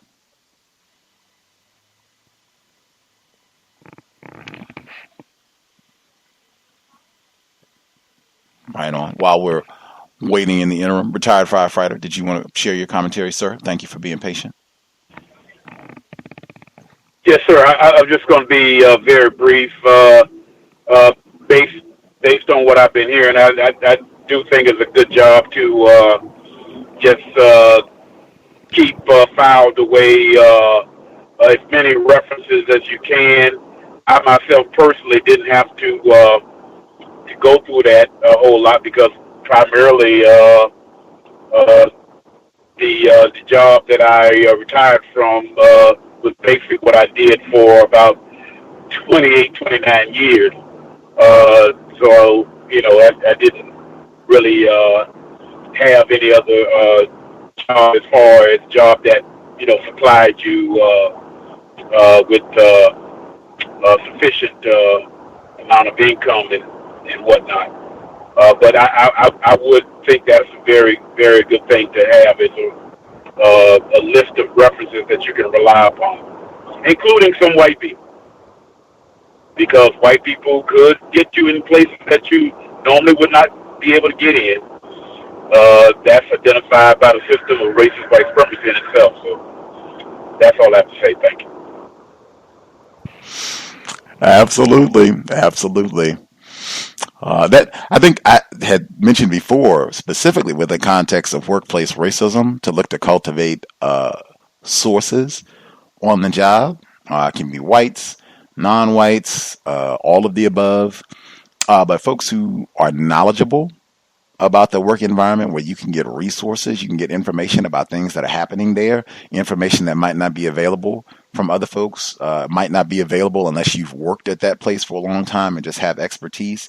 That sort of thing can be helpful also with just getting sources that you know, this is someone that I want to use for a reference. You can go about the business of cultivating that relationship, even as you apply counter racism. Like, I know this is a relationship that I'm cultivating specifically for the purposes of getting a reference. That's it. That's how I'm going to conduct myself here. Over here, I'm not looking for a reference. My code might vary completely because I know there's never going to be a time that I'm going to ask this individual for a reference or anything else. So my code and how I interact with that person will look different. Just be mindful of that as well. But I think that's something I'm sure a lot of people could benefit from. Tips on making sure, bam, we have at least 3-4 sources ready-made for a reference. Other folks have commentary they want to share?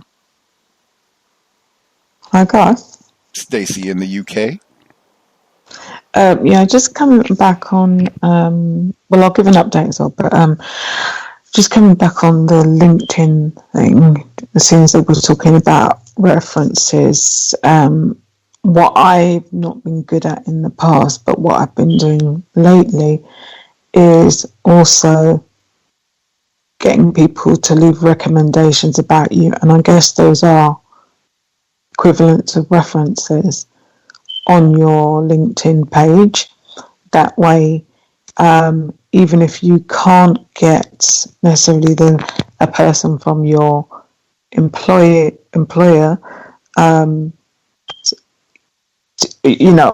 or rather use that person as a formal reference, depending on the requirement that the new employer might be asking for.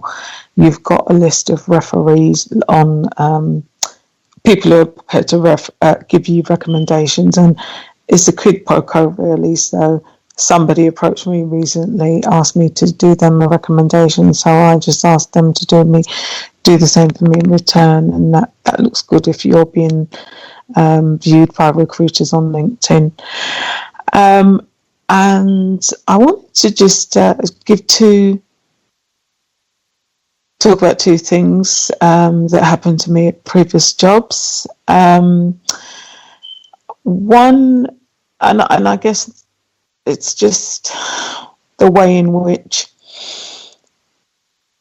sometimes these suspected racists can appear to be one thing and quite the other, or switch on you at any point.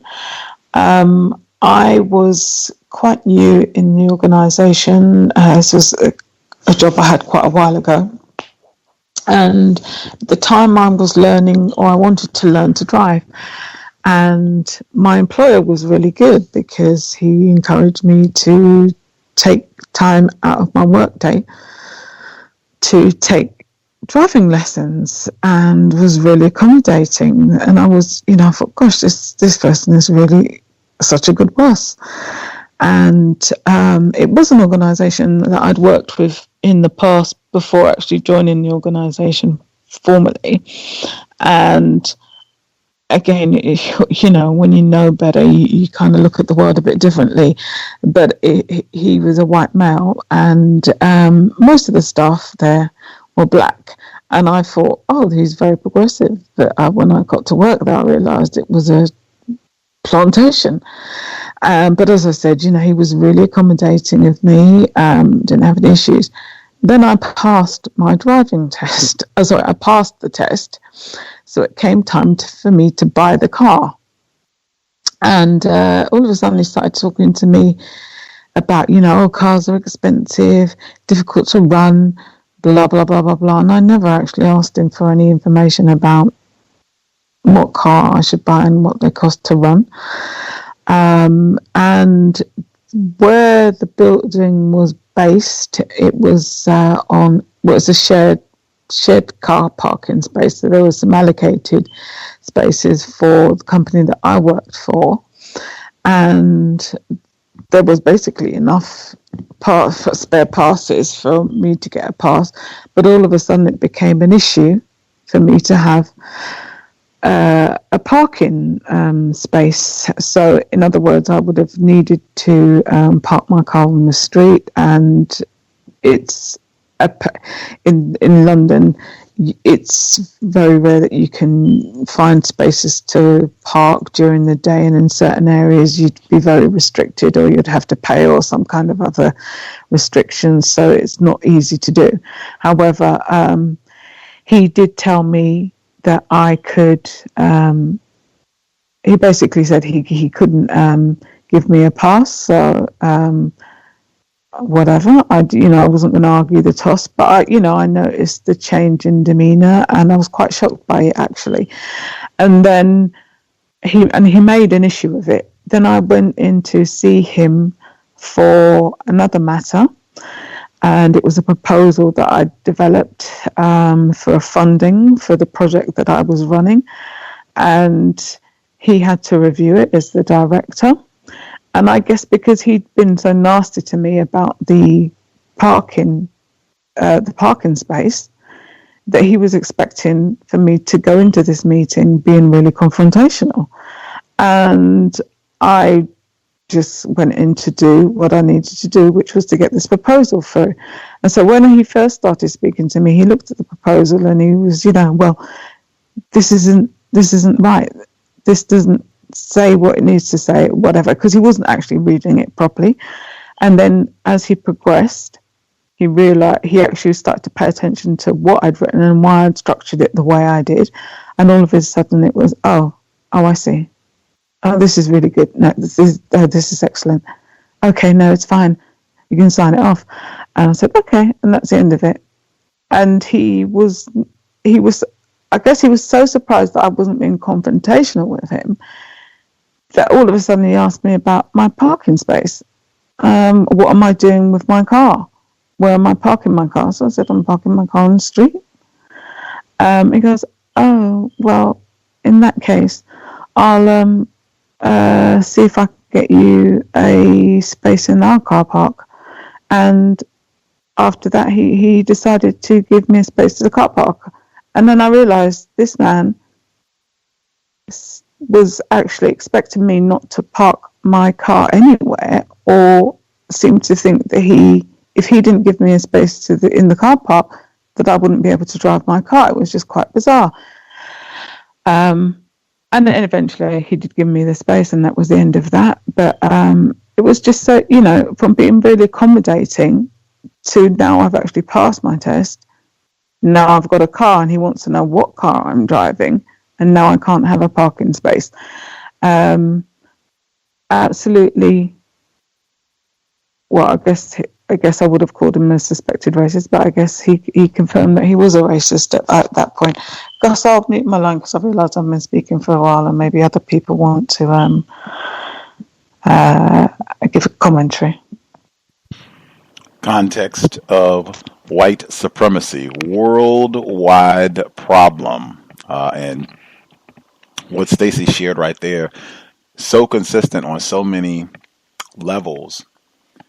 We've had a number of black people who can attest, maybe some that are listening right now, where white people's demeanor can change so suddenly, where they can be friendly, encouraging, helpful, flirty, whatever it is. Then all of a sudden, and without provocation, hostile, cold, aloof, and just have you completely confused about exactly what is happening, and especially circumstances like what Stacey just mentioned, where it's some sort of test or something where you're gaining competence, if it's like a job certification or something of that nature, where you're working to get it, and then once you have it, like, totally different demeanor. I think we had a guest on the program a few years back. It was a black male, and it was some sort of certification for the job. A little bit more than just, being able to drive, but the whites on the job, totally supportive. And in fact, it was, if you pass your test, we'll pay for your training. He passed it with flying colors, as they say. And then it was, what? Pay for your test? When did we say that? Nigga, you're lying. We never said that. Pay for your own test. Like, totally different change, no motivation, and we want to promote totally different outlook. I've seen that consistently. I'm sure there are other victims, black people, that can attest to that part on the program. And then you come in, you don't have an attitude, you're not hostile and what have you, like he's expecting, like, yeah, I got her. She went through all that, got her car, now she's not even going to be able to drive here. Like, yeah, she thinks she's going to come in here and get nasty and hostile, and being calm, cool. I've said that consistently, just being able to maintain your composure, that will serve you well in the workplace and dealing with whites in general. This is something he could rectify easily. Like, are you kidding? We can't give you a parking pass now. You get this car, what have you. We can't allow. We limited number of parking places. You'll have to park on the street or, walk or whatever you're going to do. All of that, and it's, you're parking on the street?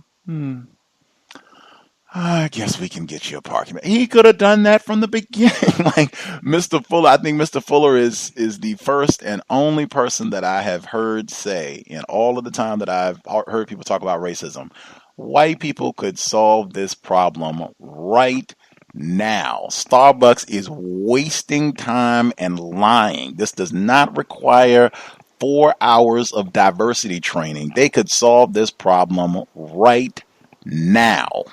Parking pass, bam. If this is a housing issue, you don't have housing, bam, we could take care of that, no problem. They are not interested in that. They like practicing racism. They like just mistreating black people. Like, tricked her, got her. She thought she was going to get that parking place. No.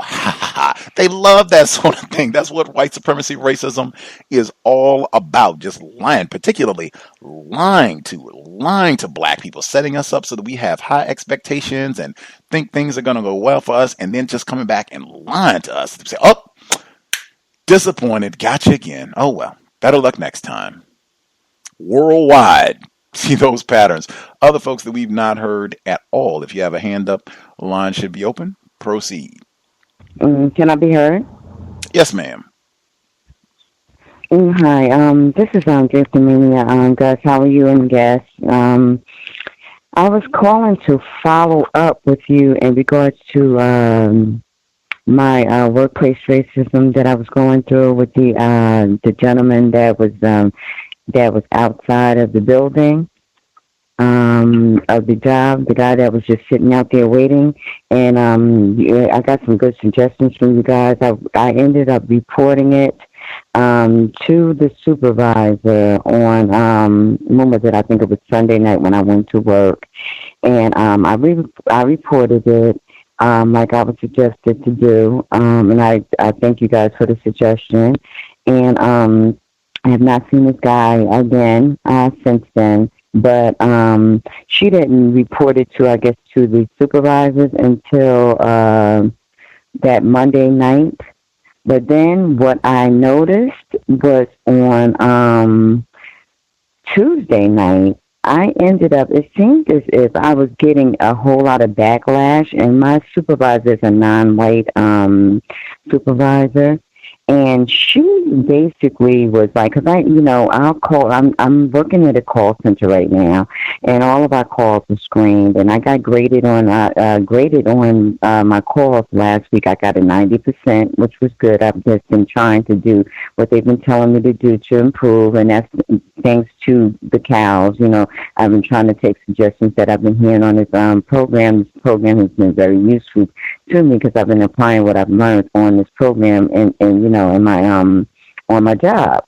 So now, like, it seemed like as soon as after I told her about this, incident, what she ended up doing, she came downstairs for the first 2 days. She came down to call herself watching me and make sure I was all right. Okay, I was grateful for that or what have you.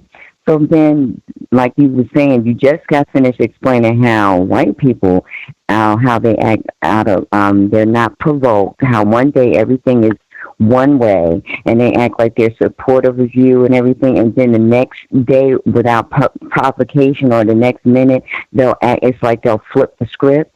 So like it was like the next day it was like she flipped the script on me. It was like everything was wrong with everything I did. Everything was wrong with all my calls. Everything it was like a whole plethora of lists of everything that was wrong with me. And so, we had like I got really I got a little upset, but I didn't. I still stayed codified. I just basically was asking questions. I stayed in the question lane. I was like, well, what is it that I'm doing? And she was just being very critical and very negative. So basically what I ended up doing, I walked away. I ended up going to the ladies' room, and then when I came back, I just told her, I said, listen, you know what, I really don't need you to walk me out anymore. If I should see this gentleman at in front of the building or anywhere, what I will do is I will call the police. Well, she was saying that, well, you don't have to do that. What you should do is call, let us know about it, and we'll see if this guy works here. And I said, well, I am going to do what I feel like I need to do. And I said, and just like I came and I told you about this incident, I will let you know, just like I told you. I didn't need for you to tell me to let you know about what happened with this guy being out here. I said, I'm just going to let you know, I will let you know what happened. I said, and if I feel like my safety is being threatened, I will definitely just call the cops, and that's that. And, I don't know. It just seemed kind of strange. Like, she just, it was just like she just flipped the script and gave me kind of like attitude. But, in any event, I still did what I needed to do. But I just felt like I was being, there was some backlash based on what I did. And I don't know what that's about. And I'll mute my line. That's all I have. Do you feel like it was a mistake? Like, do you feel like you should maybe not have reported, or like you did something incorrect in reporting this to the folks at work? You know what, Gus, the way that she attacked me on that Tuesday night, it was like, I feel like something was up with that. You know what I mean? Like, I feel like, I did what I was supposed to do, because last night when I went to work, it was another whole 360-degree flip. It gives me like some type of feeling like they must know something that's going on, or like, they don't want you to report certain things to them. And I don't know if it was a mistake or not. I really can't say if it was a mistake or not, because like you said, at least I'll have a record of it, you know what I mean? And like, at least it will be on record if something has happened. And she was saying, well, we don't really know if this person works here or not. I said, well, listen, we can clear all that up right now. I said, we can clear it up. I said, because I have pictures. I said, so all you would simply have to do is just run a license plate to see. And then it was like, oh, well, no, it was then, that kind of shut her down. You know what I mean? So, it's real evident that, she's only doing what, the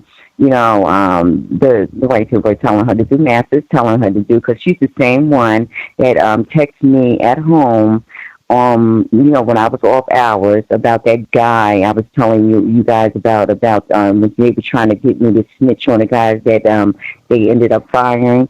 This was a whole after hours thing. I was listening to some of your broadcasts before, and it's like, when I'm not at work, we could have handled whatever questions that you had to ask me. You could have did that at work. Why are you texting me on my off hours about an incident that happened with somebody that's no longer working there? So it just seems as if that she's the, she's just basically she's their gopher. And she's going to do whatever she has to do, basically to keep a job or what have you. And she's the one that they end up sending when they need something done. And she's been the one they've been using, especially to come at me. So I don't know. Like I said, I don't know what's going on. Like, it just seems to be kind of, it just doesn't seem to be right to me. So I don't really know if I made a mistake or not. Stacy in the UK. Yeah, sorry, I was just going to ask because it did in terms of this matter, because I did wonder last week if the person who was spying on you was some kind of investigator employed by your employers to spy on you. And I had forgotten about them asking you to do the affidavit or whatever they're going to call it about them firing the other worker and asking you to give evidence in inverted commas. I don't know whether the two are connected, but it all seems very suspicious. And perhaps, and I'm not suggesting that you should have done, but perhaps if you had called the police, that might have highlighted whether or not it was some kind of private investigator hired by your company to spy on you or whatever they're up to. But it is a very strange reaction. But either way, if you're afraid for your safety, I would say that's paramount to whatever your employer thinks, good, bad, or indifferent. I'll mute my line. Thank you, Stacey. I agree. I think personal safety should trump all of that. And whether the person works there or not, I'm not sure. I don't know why, if the person works there, if they're waiting to go in for a shift or on a break or whatever, why they would be out just staring, glaring at you specifically, even if they are an employee. And if they're an employee, that's even better, because then we can identify the person and go talk to them directly about this behavior and let them know that this is making a fellow employee uncomfortable. Maybe you can cut that out. And we can identify and, move through the process. That's what it would be if the person works here, not, maybe it's an employee. We don't need to do anything. That all is done. I know you did not call the police. You said you just told her that you would if it happened again or if you didn't feel safe. It's been, I think we've heard before where black people on a job where they've been like assaulted or threatened, harmed in some way where they do not feel physically safe, where they've called enforcement officials. And I think the pattern we've seen is that whites really do not like that. Even if it's a situation where the police should be called, they really prefer to handle things on their own. And we're not interested in having someone come in here and tell us what to do on our plantation. This is our house. These are our niggers. Especially, we do not want our niggers calling, some other authority figure in to tell us what to do. Like, they really do not like that sort of thing. So I don't know if that contributed to what you were feeling in terms of some sort of retaliation for your report or what have you, but I would just continue to put your personal safety as the top priority. I would have the recorder ready.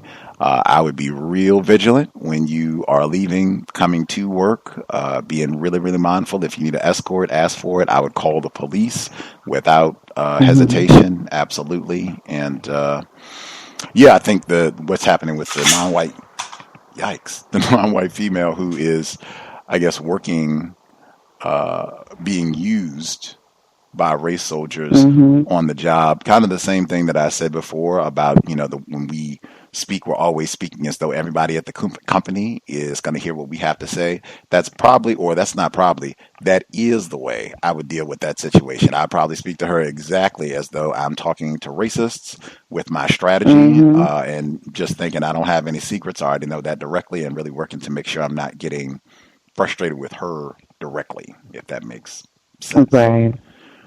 Yes, and because I did get a little frustrated with it, but like you said, the codification is kicking in. Like, she's just being used, and I just don't feel comfortable. I feel like she doesn't have my best interest at mind. So, like, don't be phony and act like you're there to watch my back when I know that you're really just being sent by them for their own best interest. And I agree with Sarah. It could be somebody that they sent. You never know. So, Stacy, yes, I agree. I agree completely. And also, I think that's a great tip. When you said you were feeling a little upset, rightly so. I'd be frustrated with all this too. Highly frustrated. This, is a dangerous situation in my view. and you said you kind of took some space to go to the bathroom. Excellent Mm-hmm. veteran counter-racist move for anybody in the workplace. If you feel like, for whatever reason, it might not even be necessarily that they did or said anything that extreme or that abusive. It might just be that you're already frustrated, or it's just a day where you don't have as much patience as you normally would. Recognize that, and if you feel yourself getting upset, frustrated, like you hear your voice going up louder than you would, normally talk, or if you're breathing a little faster than you normally would, step away. I need a moment. Let me use the restroom really quick, and I'll be right back. Most work environments, that's tolerated. You could take a quick break if you need to step outside. Hopefully, we don't have any smokers. But you can lie. I need to go outside and get my nicotine fix really quick. I'll be right back. Just get a break where you can breathe, Yeah. collect your thoughts, think. I think we've had some listeners, you can chant Dr. Welsing, Dr. Frances Cress Welsing. Doctor, just try and channel some of her patience and calm so that you can get your logic together, get your thoughts together. You can have your own little routine to kind of go through. You can do some deep breathing exercises to just kind of calm, relax, reset, assess the situation, and how am I going to solve this situation? How am I going to respond to this situation without creating new problems? What is in my best interest, and how I'm going to respond moving forward? I think that's veteran counter-racist move. The other suggestions with a situation, Drapetomania feeling like she's being retaliated against for reporting that this white stalker, suspected employee of the company, maybe, we don't know, was out stalking her, and how the folks on her job have responded. Any other suggestions for how she can move forward? May I add a comment, please? Yes, ma'am. Yes. For Japtomania, I am heartily sorry that you're going through the unnecessary stresses at your workplace, and I completely concur with Stacy and Gus in terms of continuing and being vigilant in reporting and keeping yourself safe, and reporting to the appropriate authorities. Because the more documentation that you have, the more of a case you have to build. And in addition to that, your employer also has a duty to maintain your safety as well. So what I find with employers,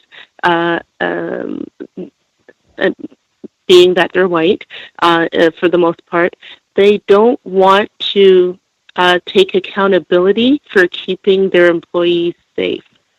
And the fact that you're calling in the authorities, making it known, it's now putting the onus on them to make sure that you're safe, because if they don't keep your safety as priority, then you can also sue them for liability in that. So continue building your case, because that is effectively what you're doing, while at the same time remembering the importance of self-care, and making sure that you have time for yourself as well. So I hope that's helpful too.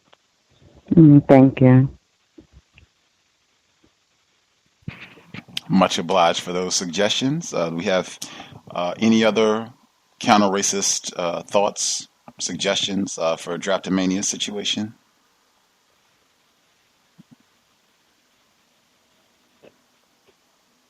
Can I be heard? Yes, ma'am. Tactical pen might be good to have as well. Software developer in Wisconsin. Thank you. I was just listening, and I think Drapetomania said something about that her supervisor was a non-white female. So I think it's very important to make sure that you minimize conflict with her. I know that you said that you knew already that the suspected racists at your job were using her as a tool against you. You didn't say it in that way, but I would just hold on to that, because I know at times we can get very frustrated with each other, and we can forget that the black person or the non-white person is not the enemy. So I would just hold on to that so that you and her can have the best possible relationship despite all of this. I think that once once that the suspected racists find out or figure out that you're not being provoked by this person, and that's the reason why she's being used, is so that she can provoke you, and it looks like two non-white people fighting or arguing rather than this is all being orchestrated by the suspected racist. Once they see that that's not effective, I think that they'll back off of that. That's usually what happens, and they might try something else. But just maintaining the best possible relationship with that person, I think, is also very important. And I'll mute my line. Thanks. Context of white supremacy. Any other suggestions? Drapetomania situation.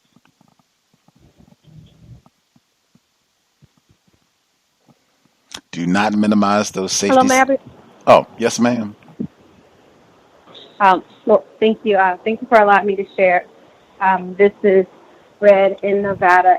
I definitely agree with what the last caller said, the software developer in Wisconsin, especially when it comes to conflict between non-white people.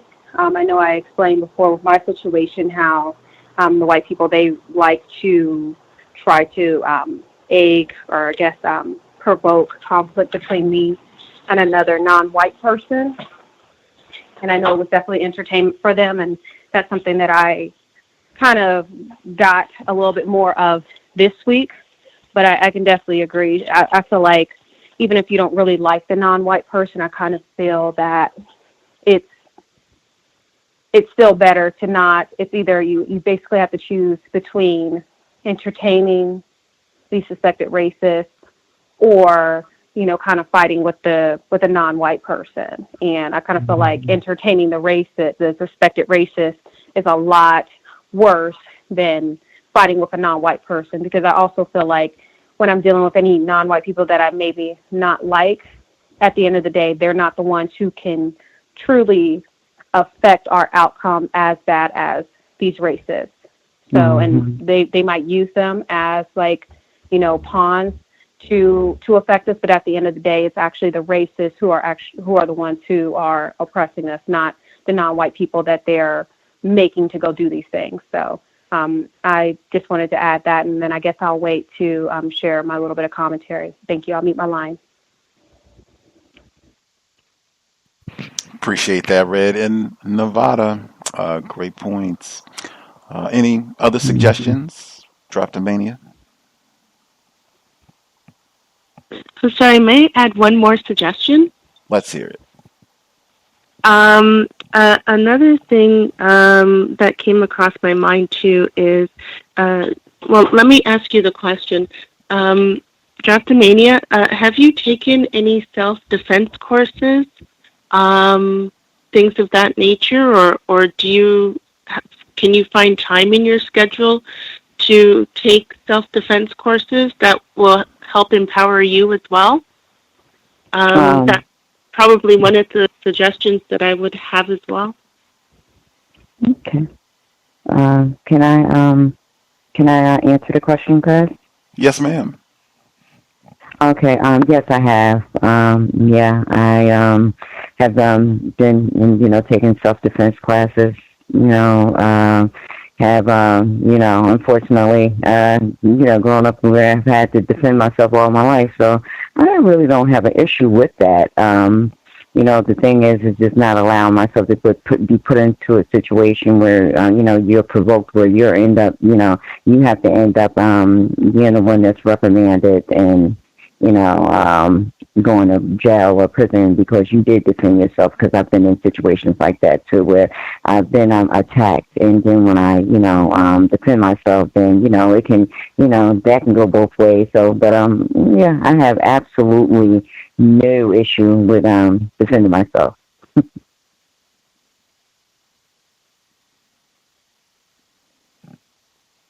Did that satisfy your question, B? Yes, it does. Thank you. Thank you, Drapetomania, for answering as well. No problem. Thank you for your suggestion.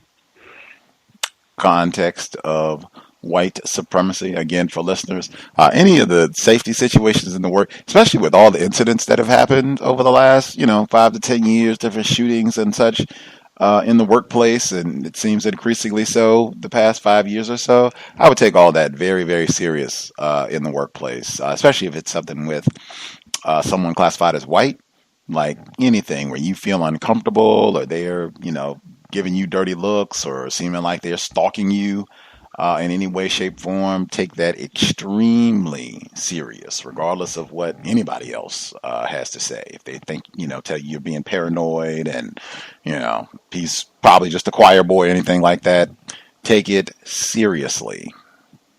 Mm. Folks we've not heard from at all.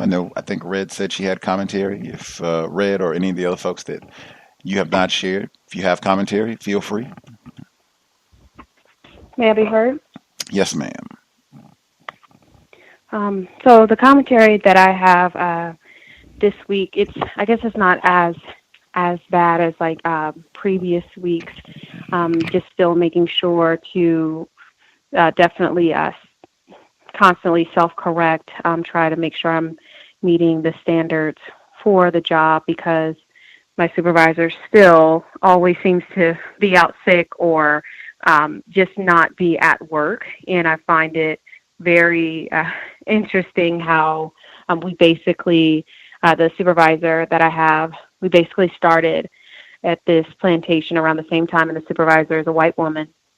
But it seems like almost every week she is off for some reason. This week I think she was supposed to be off for like the majority of the week and come into work today, or start coming into work today, but then we got a message saying that she was out sick. I'm like, now it kind of seems like she's out sick more than she's there. And it just so happened, once again, one of the days that she was out, I was supposed to have a review with her. But at this point, it's like I really can't learn anything from her because she's not there.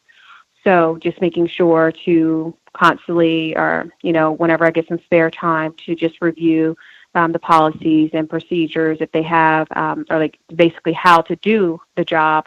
And then if there are any memos that come out, just making sure to stay up to date with that, which is definitely something that I don't know. I know that we talk about just reading like the policies and procedures as far as what the guidelines are for the job, like dealing with other people or what have you, but also just maybe even doing the job itself.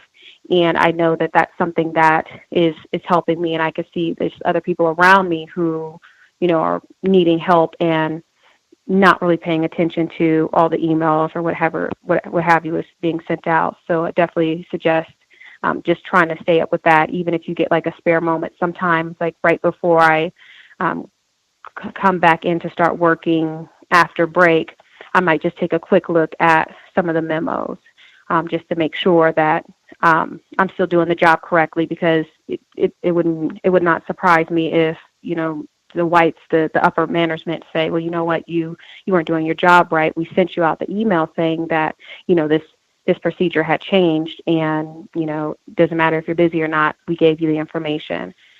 So I just try to make sure I do that. And then whites recently moved where I was performing my job. So I'm around more Black females, and I feel like I'm having to work harder to stay on code, because they definitely remind me of some of my family members, just joking and everything, and no one's like, fighting or arguing or anything like that. And I just realized today that since sometimes I maybe will make a comment or something like that, or they might include me in like a little bit of their conversations, not all the time, but sometimes they will. And I noticed that the one racist who still refuses to get my name right, she's just now starting to try to speak to me again. And so I feel like maybe, I don't know if I'm being set up to where it's like, okay, well, when you are around more white people, you weren't really talking. Now, before I was around some one non-white person one person who may be classified as white but doesn't speak, they do speak English, but English might not be their first language. And but I wasn't really as talkative as I am around these mainly black females. But the racist, she's starting to try to open up more conversations with me, not saying my name, but just kind of just looking at me and kind of saying good morning or whatever. So I'm definitely trying to work on that. But for the most part, I guess that's all I have this week, just trying to make sure if anyone else is just like, just kind of being mindful that maybe, they do races, they have these long end games. So for me, maybe it's, it's good for the short term because it's making the job not as miserable, but it's also kind of giving these racists this false impression that I really am truly a friendly person. So I'll mute my line. Thank you for allowing me to share. Appreciate that, Red in Nevada. Very important to keep that in mind. Racist, I think we talked about that on the program frequently over the years, that they will have, 500-year plans, 100-year plans, 10-year plans in terms of, what they're looking to do, what they're looking to get accomplished, white supremacy, racism. So even day-to-day things that are happening with us, they're doing these things sometimes with a very long perspective in terms of what I am doing today. Last day of May 2018, I have eyes towards what's going to be happening in July of 2020. And you niggers are an integral part of that. They have to have as a part of their plan frequently. So I think it's important to keep that in mind on the job at all times. White people do experiments, man. We were talking about that earlier in the broadcast. The caller dialed in and was talking about experiments in the workplace and just seeing how people respond to certain man and whatnot. Whites, they are the queens and kings of doing experiments in the system of white supremacy all the time, just to see how people react and respond in certain situations. Just really be mindful of that while we're going about our day, what have you, especially around whites in the workplace. Especially with whites that have shown any evidence of practicing racism. You already know that you have some folks that are way beyond being a suspect at this point. In fact, I call in Florida. I totally forgot we said the white woman, she was wearing the same clothes every day when she went to work just to see if people got a response. That's the type of mentality that we're dealing with. I'm not saying that's every single white person, but do not think that that is an isolated incident. They do things like that on the job and beyond the job just to see how we are going to respond. So, yeah, be mindful of that. Same thing I said before, even if they've moved your desk or area and you're around a lot of black people, I would make sure that whatever I say to them, I am comfortable saying to every single person in the company for the next 20 years, having a total transcript of every laugh, pause that I articulate, even as I'm talking with my chums over here. Just think that's a very solid code to have, and that has kept me out of trouble many, many times as I have been talking about racism, whites, and sometimes choosing not to talk about racism, white supremacy. Other folks we've not heard from at all, number again, 641-715-3640, the code 564943#. Press *61 if you would like to participate. Are there folks we've missed? Oh, yep. Oh, can I share? Yes, sir. How you doing? Yeah, I want to add to the reference thing because I call in every once in a while. I'm the background investigator. A lot of, especially for victims of racism, you guys have to make sure your references are on point because when we do background investigations with people, a lot of times victims will have perfect backgrounds as far as drugs and all that stuff, but when it comes to their job references, that's what ends up getting them not getting the job with my department because of references that they choose to use. So I want to add that to it, but then I also want to story that I have for you guys. Because I'm a background investigator. I do a lot of training with law enforcement officials, which is scary. So I went to a training where they taught us how to gauge people's body language to tell their truth-telling styles. Kind of like you, Gus, when you have white people on the show and white women start giggling when they're answering questions. So they tell us how to read all this stuff. So in this training, we were they brought up some videos, and they wanted us to look at people's truth-telling style. And it was interesting because one of the videos they showed was of Cotton. I can't remember his first name, but you did a book review on him. So as we were reading his, looking at him, doing his looking at his truth-telling styles, and everyone was supposed to choose if he's telling the truth or not, and everyone agreed that he didn't commit the rape. And at the end of it, the instructor, white male, put up the title of the book with the book cover, and the classroom was probably like 10 victims, and the other 15 people were white or non-white, non-black law enforcement officials. And he put up the cover of the book, and the book Picking Cotton, and then almost everyone in the class, except for the black people, started laughing, like, "Oh my goodness, I can't believe they'll title a book like that." So it was kind of interesting to see that and watch the other black law enforcement officials, how they responded to it, which was interesting. And that's all I wanted to share. Wow, that is a cowbell. I was snickering. I was too distracted to do my job, but that cowbell. I read Picking Cotton. I talked about that book. I think Dr. Tommy Curry was the first person to mention that book on the program. We did not do that book in the book club, so you will not find the book in the archives, but it has been mentioned repeatedly where I've talked about it. Dr. Curry's talked about it. I think some other people brought it up with this black male in North Carolina is falsely convicted. I think he was incarcerated for about 11 years. It's been a while since I've read the book, but I think it's about 11. It was more than 10 years. He was in greater confinement. He got a settlement. D was exonerated from DNA that he did not do this, even though the white woman falsely identified him, said, "Oh yeah, that's him. Definitely, that's the nigger that did it." And then no. And then she had the audacity after she falsely identified him after he served 11 years unjustly. And they didn't just put him in greater confinement. Like, he got put in greater confinement and shipped out of the state away from his family. Like, they included an anecdote in the book where his family was coming to visit him in Tennessee from North Carolina. It was like a 6-hour drive or something absurd, and they didn't have super resources, so they're not in a fancy limo stretch bus or anything as they're doing this 6-hour drive. They go all the way there and this is for a Christmas holiday, quote unquote. They go all the way there.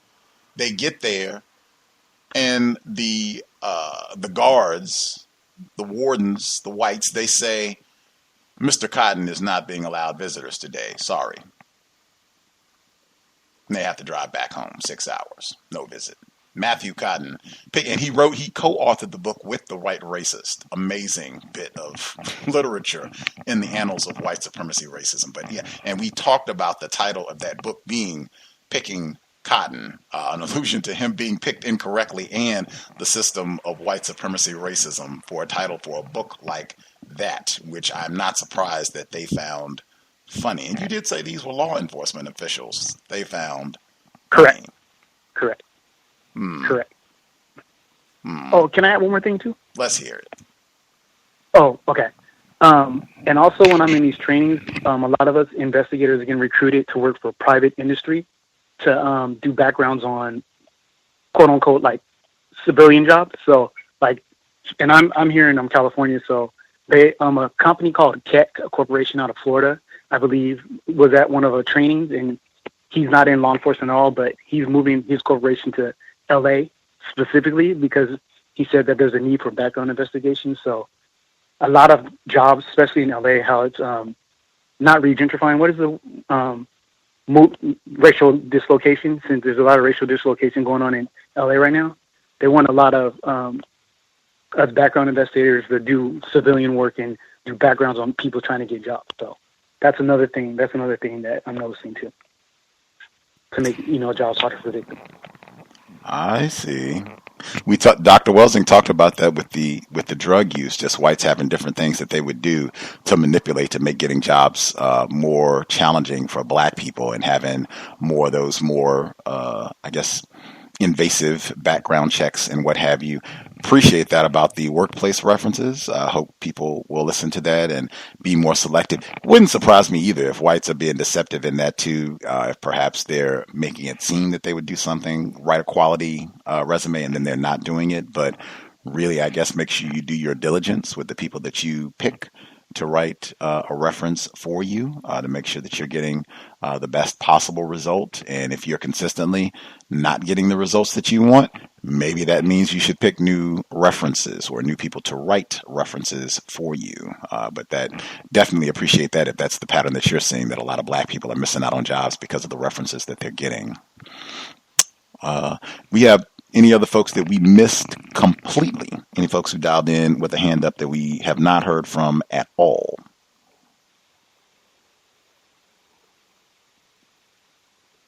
Can I be heard? Yes, ma'am. Greetings, everyone. I wanted to ask the caller who just spoke, aside from the typical nonverbals that you could read from someone, maybe them looking down or not making eye contact, like the typical ones, was there anything in that training that you learned that would be helpful for me or other non-white victims in order to gauge whether or not someone is being dishonest? And then I have my own thing, but that piqued my interest when I heard you say that you went to a training. Can I answer? Oh, let's hear it. Okay. Yeah, there are certain things. Some of the stuff Gus pinpointed already, like the giggling stuff, but a lot of times you have to know some truth about the person so you can know their truth telling style. So if you know their name and where they work and where they grew up, you can start talking to them and just watching their response to your answers, like the micro movement of their face. Because a lot of times someone's lying to you. They might be telling you, no, I didn't do it, but their chin might be moving where they're going, yes, a little bit.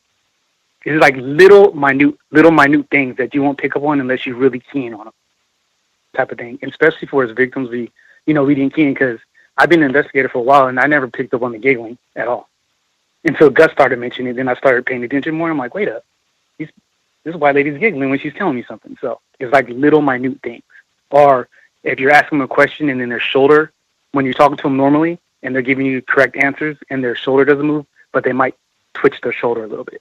And you're like, I have something there. So then you have to start pinpointing stuff and start, going a little bit deeper into it to see if they keep making the same response with that when you know they're lying to you, type of thing. So it takes a while. You have to interview someone for like an hour or so to get to that point. Did that kind of help? Very much for that. Absolutely. It really did. So thank you. And thank you guys for letting me ask him the question, and thank you very much for responding. Which brings me, I think, a nice segue into my antidote. Because I am a huge proponent of understanding and studying nonverbal communication. Period. Like, YouTube has many resources. Maybe books might be helpful, but I didn't read any books. It in part started because I used to work with individuals who are intellectually or developmentally disabled. And so being able to read nonverbals was very important, before someone had a behavior or whatnot. But then it's helpful in everyday life. So my code is not strict. My code is very fluid. Some parts of my code have been solidified. Like, this code I know works for me through and through. And other parts I'm still working on. And some parts I'm reevaluating and experimenting with, just because I didn't necessarily want to stop right there. It served a purpose, but I wanted it to manifest or grow or change, metamorphosize, I suppose, into something else, and just see what happens. So I still play with things.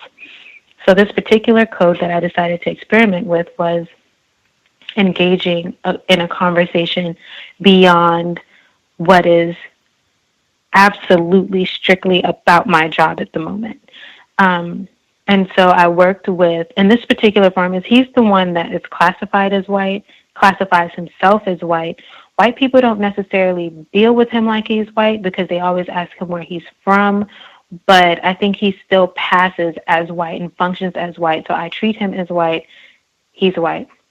In my mind, like that code is not changed with him quite yet. So I get in to the pharmacy, and we're slow only until the order gets in. Tuesday was a very interesting day at my job. So I began a conversation with him, like more of a philosophical conversation with him. I tend to think about things, ruminate on them. Some might say obsess, but whatever. Just because, I'm never satisfied with some basic, simple answer. So, and he's like this, like he's super Christian, religious, whatever. And, VGQ for him, if he is maybe non-white and just everybody's confused and using him, I don't know, but, to each his own. So I engaged him in this philosophical conversation because I wanted to see how far he took it and what all he would say. Not necessarily so much like I was seeking any information beyond that, just because he likes to talk. And so if you get him talking, he'll talk for a very long time. So I started realizing that, and I was like, this is a great opportunity for me to practice questioning, asking questions, diverting him away from asking me questions, because he caught me one time where it was like he was asking me questions, and I was like, man, I got to get better at flipping this. And he's a pseudo-white person, whatever, that I feel comfortable asking questions, especially in person, until I get better at doing it. So I practice with him. I'm experimenting with him to get to the point. So we're engaging in this pseudo-deep philosophical conversation. Everything is fine. He never gets an opportunity to ask me questions, so I was like, yes. I ask all the questions, so I was like, yes. And he revealed a lot of information, none of which I think you all would like really care to hear about right now, but I enjoyed it. I was like, something to look into, something to consider, things like that, more things for me to ruminate on. So I was like, yes. Then this plump, racist white man walks to the registers, and I have to stop my conversation that I'm having fun with and go deal with this person who has his arms stretched out, and it's all like a rash. I just look at it and it looks like a rash, and I was like, oh, ew. Anyway, so he was like, I need to speak to the pharmacist, and I was like, you definitely do. So I get the pharmacist form, and this guy's really loud, really obnoxious, really pretentious, and everything. So I go back to inputting prescriptions or whatever it was I needed to do. And he's like, I don't know what it is. It's just something that keeps biting me, and blah, blah, blah, blah, blah, blah, blah, blah, blah, blah. And then he segues into how much he hates doctors and MDs and physicians are the stupidest people I've ever met. And I don't want to go to a doctor. I'd rather deal with the druggist like you because y'all are way more, intelligent and all this other nonsense, because he was putting bleach on his skin and all this other stuff. And the pharmacist was like, well, look, you kind of need to figure out what's going on with you, so you need to see a doctor. And that's how he got into all of that. So this kind of set up the entire tone for like the next 15 minutes almost. And of course I was like, ooh, who, really? Okay. So all of a sudden someone pulls into the drive-thru. They continue talking, and now the conversation has, the pharmacist has made his recommendation of getting Benadryl to stop the itching, but really to see an MD to figure out what's going on. Me over here have already concluded that she either has ticks, fleas, or bed bugs. Anyone can look at that and tell, but you want to sit here and act like it's some mysterious rash. You're probably really living in an infected house. I don't want to say you're dirty because some people have bed bugs. Doesn't mean you're dirty. Just, you know what I'm saying? But still, but whatever. Like no one knows anything. Anyway, so I went to the drive-thru, and I'm helping this person, and the conversation is going because he goes, so where are you from? And then the pharmacist is like, he's from Egypt, and he does this whole thing, with the pharaohs and blah, blah, blah. But I consider him an invader. He is not the original Egyptian or Comutian. So then it goes, oh, well, I've been to different parts of the world, like Saudi Arabia and Kuwait and whatever. And then he starts talking about the groups of people he met along the way. I was so interested. So I'm sitting there just listening like, this is such a counter-racist day for me. I'm about to get an A+. So I'm listening, and he really starts to pinpoint these differences in the people. Let me pull up my notes to make sure I don't forget anything. Give me 2 seconds. And, okay, yeah. So then I don't remember exactly which Middle Eastern group, but the guy says people consider him as American, but he's not American. He's like Irish and part Ashkenazi or whatever. If I'm saying, I know I messed that up. Anyway, guys, Jew, and he's like, well, thank God for that, because at least I have, a brain and da da da da da. And he's really going in. Mind you, he's talking to a so-called Middle Easterner about other so-called Middle Easterners and talking really badly about them, like they're dirty, they're this, or that, they're that. Then he's talking, I think, about the Palestinians. I don't recall exactly, but I'm sitting there at the drive-thru, and the registers are very close to the drive-thru, and then a couple of steps, and then the front register where the pharmacist and this racist with the bed bugs are talking. And he says, yeah, the Palestinians are so stupid, they make African Americans look smart. And I literally had things in my hand, and I was like, I just turned around, not with a surprised face, not angry, but I just wanted to look into the eyes of the individual who really just said that. Mind you, I had helped him. I'm not the pharmacist dealing with him, but I had helped this person. So he clearly knows I'm here. He sees me. I'm clearly, there's nothing light about me. You know what I'm saying? And I just looked, and the way he looked at me, it was like, yeah, nigga wench, I said it, and I'll say it again all day long, all up and through here. Yeah. And I was just so fascinated. I wanted to make sure that I recorded everything I could about his nonverbals, his stance, the look in his eyes, everything, and his face, so I don't forget, because sometimes I might forget a face. But I just wanted to record that. So then I went back to finish doing what I'm doing, and, I let it sink in. And then the pharmacist comes back and tries to assuage the situation, thinking that I'm having some emotional reaction. I am, in fact, not having an emotional reaction to this entire situation. So I completely allow him to say his bumbling, sentences and words to make himself feel better, because he himself, I don't know if Middle Easterners really have a collusion effect where they resonate as being, or aggregate as being Middle Eastern or whatever, but so-called, I don't know, but maybe he was having his thing. But then he wanted to see, he was like, yeah, that guy's a racist, he always comes, and da-da-da-da-da. But then he said something so interesting. He looked at me and he said, yeah, they don't teach us how to deal with racism. And I was just he said, they don't train us how to deal with racism. And I just thought, man, too bad you're white, otherwise I would tell you about Mr. Fuller. Oh, well. And I went back to doing my work, made my notes, and was like, yeah, I'm going to tell you guys about that. Let's see. Let me make sure I didn't forget anything important. Okay. Yeah, this is one that, okay. I'm in healthcare, so, it's not so much that I want to help white people. I don't. And if it wasn't for Mr. Fuller making it clear that mistreatment is wrong all across the board, I can't really say that I would hold that opinion. I don't go out of my way. I made that very clear. But there was this white woman who needed her vitamins or whatever, so I had to grab some over the counter because people had already pulled them for her to put it through the drive-thru. But she needed something extra. And then I saw there was a deal, and I just wanted to confess that I almost didn't give her the deal. I was like, whatever. She just go get this one bottle, but it was buy one, get one. And I was like, well, would you do that if the person was non-white? And I said no. And then I heard Mr. Fuller, mistreatment and justice and all that jazz. He's talking. And so I grabbed the 2 bottles because I felt like, justice is justice no matter what, and no one should be mistreated. But I just didn't want to.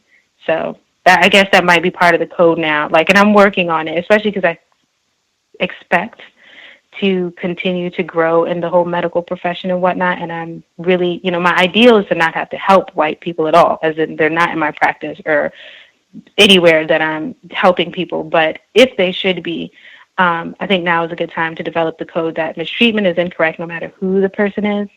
Doesn't mean I'm going above and beyond. But anyway, that's a code that's still malleable. I'm going to work with that one. So anyway, I thank you all for listening. Context of White Supremacy. Appreciate that, Emmy the Great. Working on our workplace code, or just codes, period. Workplace, certainly, but codification in general. Very important. nailing down what we want to do, what we want to say in specific instances, so we don't always have to be thinking and responding on the spot, impromptu, as they say, and even making adjustments. If you try some things out, I've done this a few times, I didn't get the result that I wanted, I'm going to change this up. That is allowed, encouraged, really, with counter-racist codification. Glad you were able to get input. That's what you can do. You can do those sort of things if you're in a situation on the job where you have someone who's classified as white or wants to be, hopes to be classified as white, and they want to talk one day. You can allow them to talk if you are in control of your emotions, regardless of what they have to say, what their opinion is on niggers. You can allow them to talk if you want to ask questions, if you just want to record. You have freedom. You have a lot more options in terms of, how you can deal with someone if they're just saying things in your work environment, if they want to share their honest thoughts about niggers, non-white people. Just make sure you have your emotions in check, and you can have a lot of fun even in the workplace, and do some counter racism. Get some questions together that you'd like to ask if you think the person is just willing to be an open book for the day and tell you what you'd like to know, give you their views on what the plantation system is and how it runs.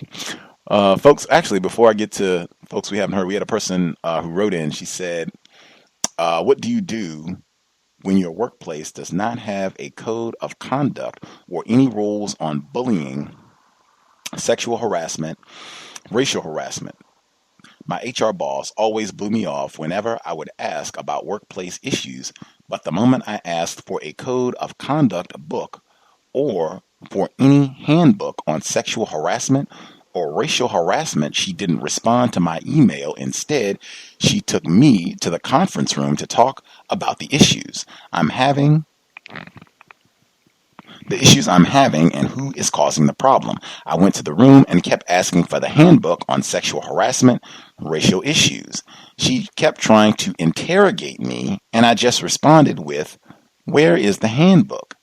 They clearly didn't have a handbook, but after the little interrogation, a company-wide email was immediately sent about racial and sexual harassment. I saved that email and am building a case against my company for the hostile environment. Doesn't get any better than tacky. If they don't have a handbook, they could just say that, or you can even ask, do they have a handbook, policy and procedure manual that deals with these issues? Yes or no? Like, if they don't, then that would be good to know as well. And see, as long as they don't give you a handbook, like these are our rules for what is permissible, what we say is going to be correct decorum in our workplace, and these are the consequences. These are this is the protocol for how we deal if we think there is a breach of our policy and procedure with regards to sexual misconduct or whatever it is. This is what's supposed to happen. These are the steps every time. When they don't do that, when it's not spelled out, one of the words that I talk about regularly: discretion. We can do whatever we want when these situations come up. If we don't want to do anything, or if we just want to fire someone, we want to have an investigation, we can handle it however, any kind of way. There's no precedent, and there is no explicitly stated policy on how we deal with these issues. That is always in favor of racist man, racist woman, racist child. And they know that. That's why they, just try to keep pushing you back to, oh, well, What? Just tell us what happened. What's the problem? Who said something to you? And Mr. Fuller has talked about that, going in and dealing with it from a more juvenile perspective. Like, oh, such and such called me a name and hurt my... That's not what we're talking about at all. This is a violation of policy 4-8 and, suggested for how we can remedy this situation immediately. That's the way that you want to be dealing with these. Somebody is subverting company policy and procedure, not... I'm sad because Bill said I looked funny or called me a name. That's not, the way we want to go in. But anyway, folks have suggestions, an environment. I think you did great just going in and asking consistently and then saving the email that they sent out. And I would even ask directly, does this company have a policy specifically addressing that? If they don't, that's fine too. But if they do, That would be one. And then we go back to the question that was already asked. Can I have a copy of these stated guidelines? And why is it taking so long like that?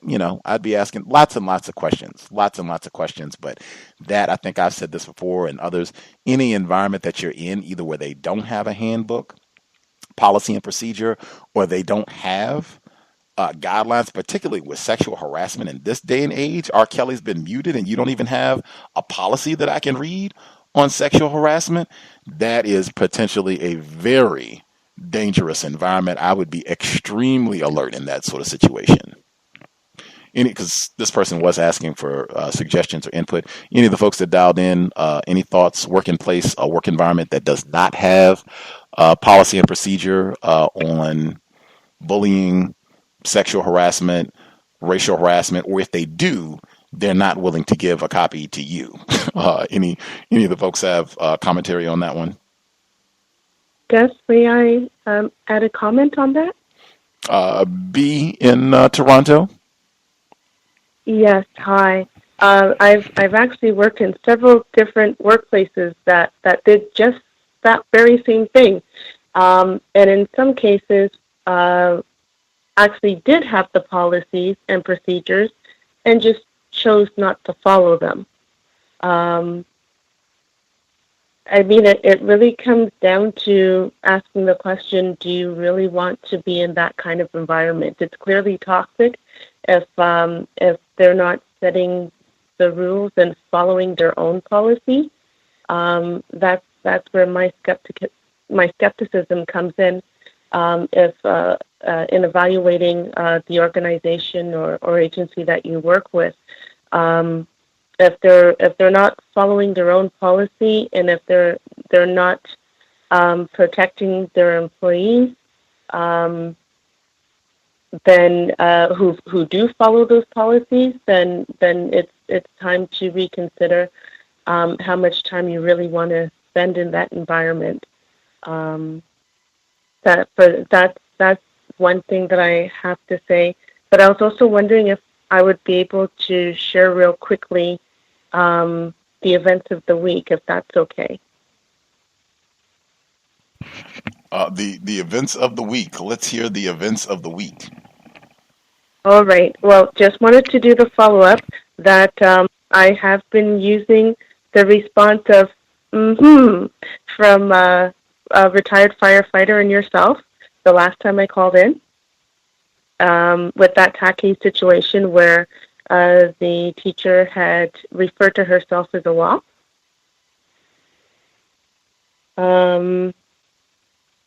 This wouldn't have been last week, but the week before last, around there.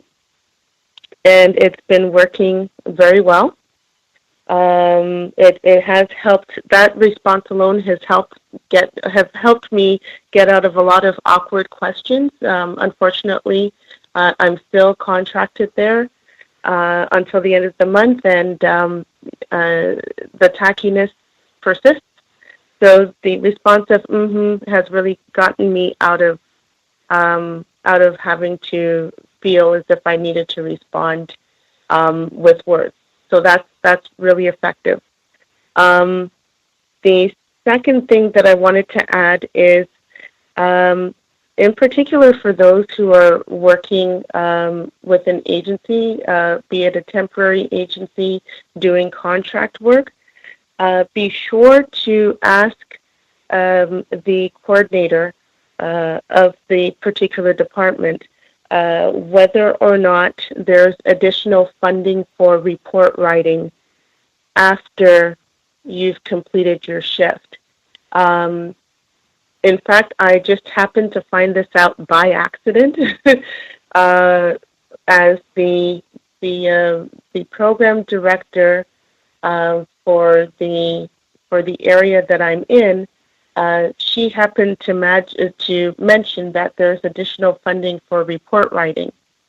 And that's how I came across this information. But the way that she said it sounded as if she caught herself as if she had said too much. And I was just listening to her talk and ramble on and just taking notes in my mind as to what she was saying. And when she mentioned, oh yeah, and there's also the funding for the report writing, and then it's like she caught herself because apparently I wasn't supposed to know about that. So when I did ask, okay, well then how can I bill the company for this? She had no choice but to tell me how to bill the company for it. So I got 6 additional hours paid for report writing. So that's the other thing that I want to let your callers and listeners know to ask about that. Also, for the commute to work, I've been noticing more and more with the city's transit that there's a lot of small, nippy dogs that keep coming on to the transit during rush hour. And it's usually white people that are carrying these small nippy dogs. And they're pretty rude about it because they'll have the dog either come up to your person and sniff around your bags, or brush their nose against your clothes, or even they will occupy even a seat. Sometimes even messing up the seat on the transit system. So I got really tired of it, and I went to the transit bylaws. And by using the transit bylaws, I was able to get 5 dog owners, they were all white, kicked off the bus with their dog, letting the bus driver know that, the fact that I'm not feeling comfortable with the dogs being on the bus. And besides, the people that had the dogs were quite arrogant. So it was a pleasure getting them off the bus. So that's also another thing to consider, especially if you're in the Toronto area. Use the transit system bylaws. And if you find that there's a person with a nippy dog, you can ask to have them taken off of the transit vehicle, be it a bus, Wheel-Trans, subway, what have you. And then the last thing is, if you're accused of a wrongdoing, by a client or by a customer, and the supervisor decides to put it into your personnel file, to definitely contest it in writing. This hasn't happened to me, but I know of a few people that this has happened to, and it's affected their performance evaluation as a result. You can even go one step further, because sometimes you may not even know that this is in your personnel file, so you can certainly request HR to have a day where you can review your personnel file. If they ask you why you want to review it, if there's something wrong, you can just let them know, I just want to make sure that all information is accurate within that personnel file, full stop. That's it. You don't need to give them any further information. According to their procedures and their policy and procedures, they should be able to allow you an appointment to review your personnel file. So that way, if you see any inconsistencies, it gives you the opportunity to put in a written rebuttal to that inconsistency, so that, say, if you're going for a job internally, when they review the file, they can see that you are not in agreement with whatever information's in there, or if you find that the information is completely false, that you can then advocate on behalf of yourself to have that removed, so that the employers will have no choice but to remove the false information. So those are the stuff that I wanted to share, in part of what's happened through the week, and another tip thrown in. Thank you for listening. Spectacular. Appreciate that, B. Excellent recommendation about making sure you check your personnel file at work. Whites are really slick about stuffing things in there, things that you would never know that might end up having an impact on you, even beyond that job, not just in, you trying to get promotions and a bonus, or whatever else you would like that is constructive on that job. Definitely take that time to review your records. Let's see. Ivy, if you had commentary you wanted to share, you should be with us as well. Greetings, Gus, and greetings to all the callers on the line. I wanted to say to Drape the Mania, your frustration with the non-white woman, I believe, at your job. I think you might have said that she's black. Your frustration is understandable. But I'm grateful for Mr. Fuller and for the COWS callers and for Gus just helping me to keep my eyes focused on the races. And I noticed that Kanye recently said something else that upset black people, and I noticed a lot of comments where people were very frustrated with him. And a friend of mine, we were talking about some previous comments, and he was just very frustrated with him. And just as a result of listening to this program, most of the time I'm not frustrated with victims.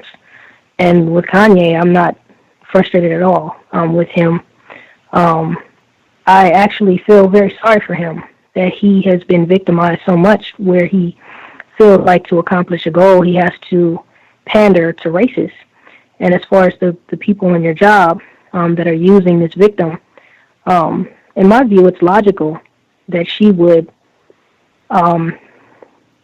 mistreat you to survive. And I believe that you should focus on the people, on the savages who have put her in a position where she has to choose between survival and mistreating another victim. That this person who is being used is also being victimized, just to be put in that position and to be subject to unnecessary conflict and unnecessary attacks, where she's subject to you attacking her because she is mistreating you. And so I believe that over time, if you practice keeping your eyes focused on and your attention focused on the people that are behind what's right in front of you, that will help. And over time, you will become more able to do that, and you'll become more patient and more angry with the savages that are doing all this, because the savages, they know that it's more convenient for you to get upset with what is right in front of you, because you can't see the savages for the most part. You just see the person who is right in front of you, and they know that, and they're using that to their advantage, and they're very crafty in that sense, and that's why they do it. And they've been doing this since slavery. They've been doing this for a very, very long time. So just practicing keeping your eyes, just looking past what's right in front of you and keeping your eyes on who is behind it will help you, I believe, over time. And I wish you the best. And thanks, everyone. Thanks, Gus. I'll mute my line. Appreciate that, Ivy. Following logic. Did we have any other folks who had commentary they wanted to get in before we get ready to conclude things? Any other folks that we missed with commentary?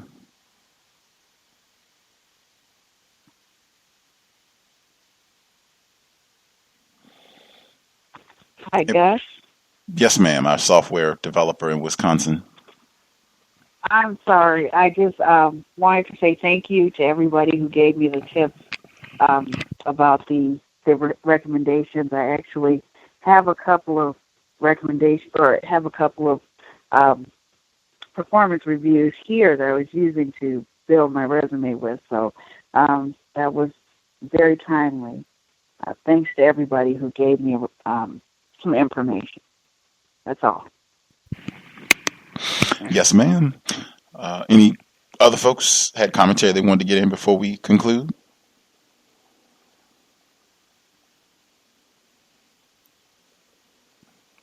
Everybody satisfied? I had a quick question for the software developer, if I could, Gus. Yes, ma'am. I just wanted to ask her, I've heard that in your field, in the technology field, that, it's, for lack of words, easier to get a job. And, I don't know if that exists in just this person who said this in her particular area of your field or just overall. And so my question was, are you concerned about getting another job soon, or do you believe that you will be able to get another one soon? And I really wish you the best. Thank you, Ivy HD. I'm sorry. Well, It's Ivy now. I'm sorry. Yeah. I apologize. No, I'm not really that concerned. I've had this situation happen before where all of a sudden the white folks just decide that they don't want you at the job anymore, and I've been able to get a job pretty quickly, usually within about a month. The great thing about IT is that the demand for people in these positions is generally greater than the supply, so you can usually find something. And I've already had, after I updated my LinkedIn, I've already had about 6 or 7 recruiters within the past 2 days. So I'm not too worried about it. But thank you for your concern. You're welcome, and I'm so glad to hear that. That's awesome. I'll mute my line. Indeed. Folks satisfied? Anything else they need to get in briefly? We'll be here tomorrow for Ralph Ellison's Invisible Man. Top 5. Actually, I think my favorite book all time, as we are rereading it. It's been a few years since I'd read, but wowee, Ralph Ellison's Invisible Man. We're picking up tomorrow. We're still very early in the text. I think we're kind of in the midpoint of chapter 9 when he's the narrator is in New York and is about to find out the letters, the content of the letters that he has taken with him from his college down south, where he thinks he's been sent north to work, earn money, and then he can come back to school perhaps in the fall. We will pick up there tomorrow, 8 p.m. Eastern, 5 p.m. Pacific. The compensatory call-in this coming Saturday, 9 p.m. Eastern, 6 p.m. Pacific. We'll catch up on news observations from the last 7 days. Perhaps we even have a non-white Starbucks employee who will be able to chime in and confirm what was in the training video that played this here week. With that, thanks to everyone who participated in the broadcast. I hope it was a worthy investment of your Thursday evening. Again, sobriety would be best under conditions of white supremacy. We are already thought of as crackheads worldwide in this system. I think it would be in our best interest to preserve our brain computers so that we can think clearly and make phenomenal decisions that will be in our best interest. I know Dr. Welsing, Dr. Cambon, many of the folks that we highly esteem, Minister Malcolm X, they would strongly recommend that we practice sobriety, stringently practice sobriety, so that we can solve this problem immediately. The problem being whites, racist man, racist woman, racist child. In addition to being stringently sober, we should also practice being buckled up every time we are in a vehicle. We should do everything that we possibly can to minimize contact with race soldiers, badge or no. Buckling up is an easy one. They are looking for reasons to pull over niggers. That strikes one off the list at least. That said, Creator, we ask that you help us remain patient with other black people, victims of white supremacy. We ask that you help us remain patient with ourselves. Remind us to demonstrate the highest levels of black self-respect at all times, in all places, each and every time we are in contact with another black person. It has been time. Replace white supremacy with justice immediately. Cow signing out. Thanks all for tuning in. Nigga, you so brainwashed. I'm a victim, brother. You're a victim. I'm a victim of 400 years of conditioning. Shut up. The man has programmed my conditioning. Even my conditioning has been conditioned.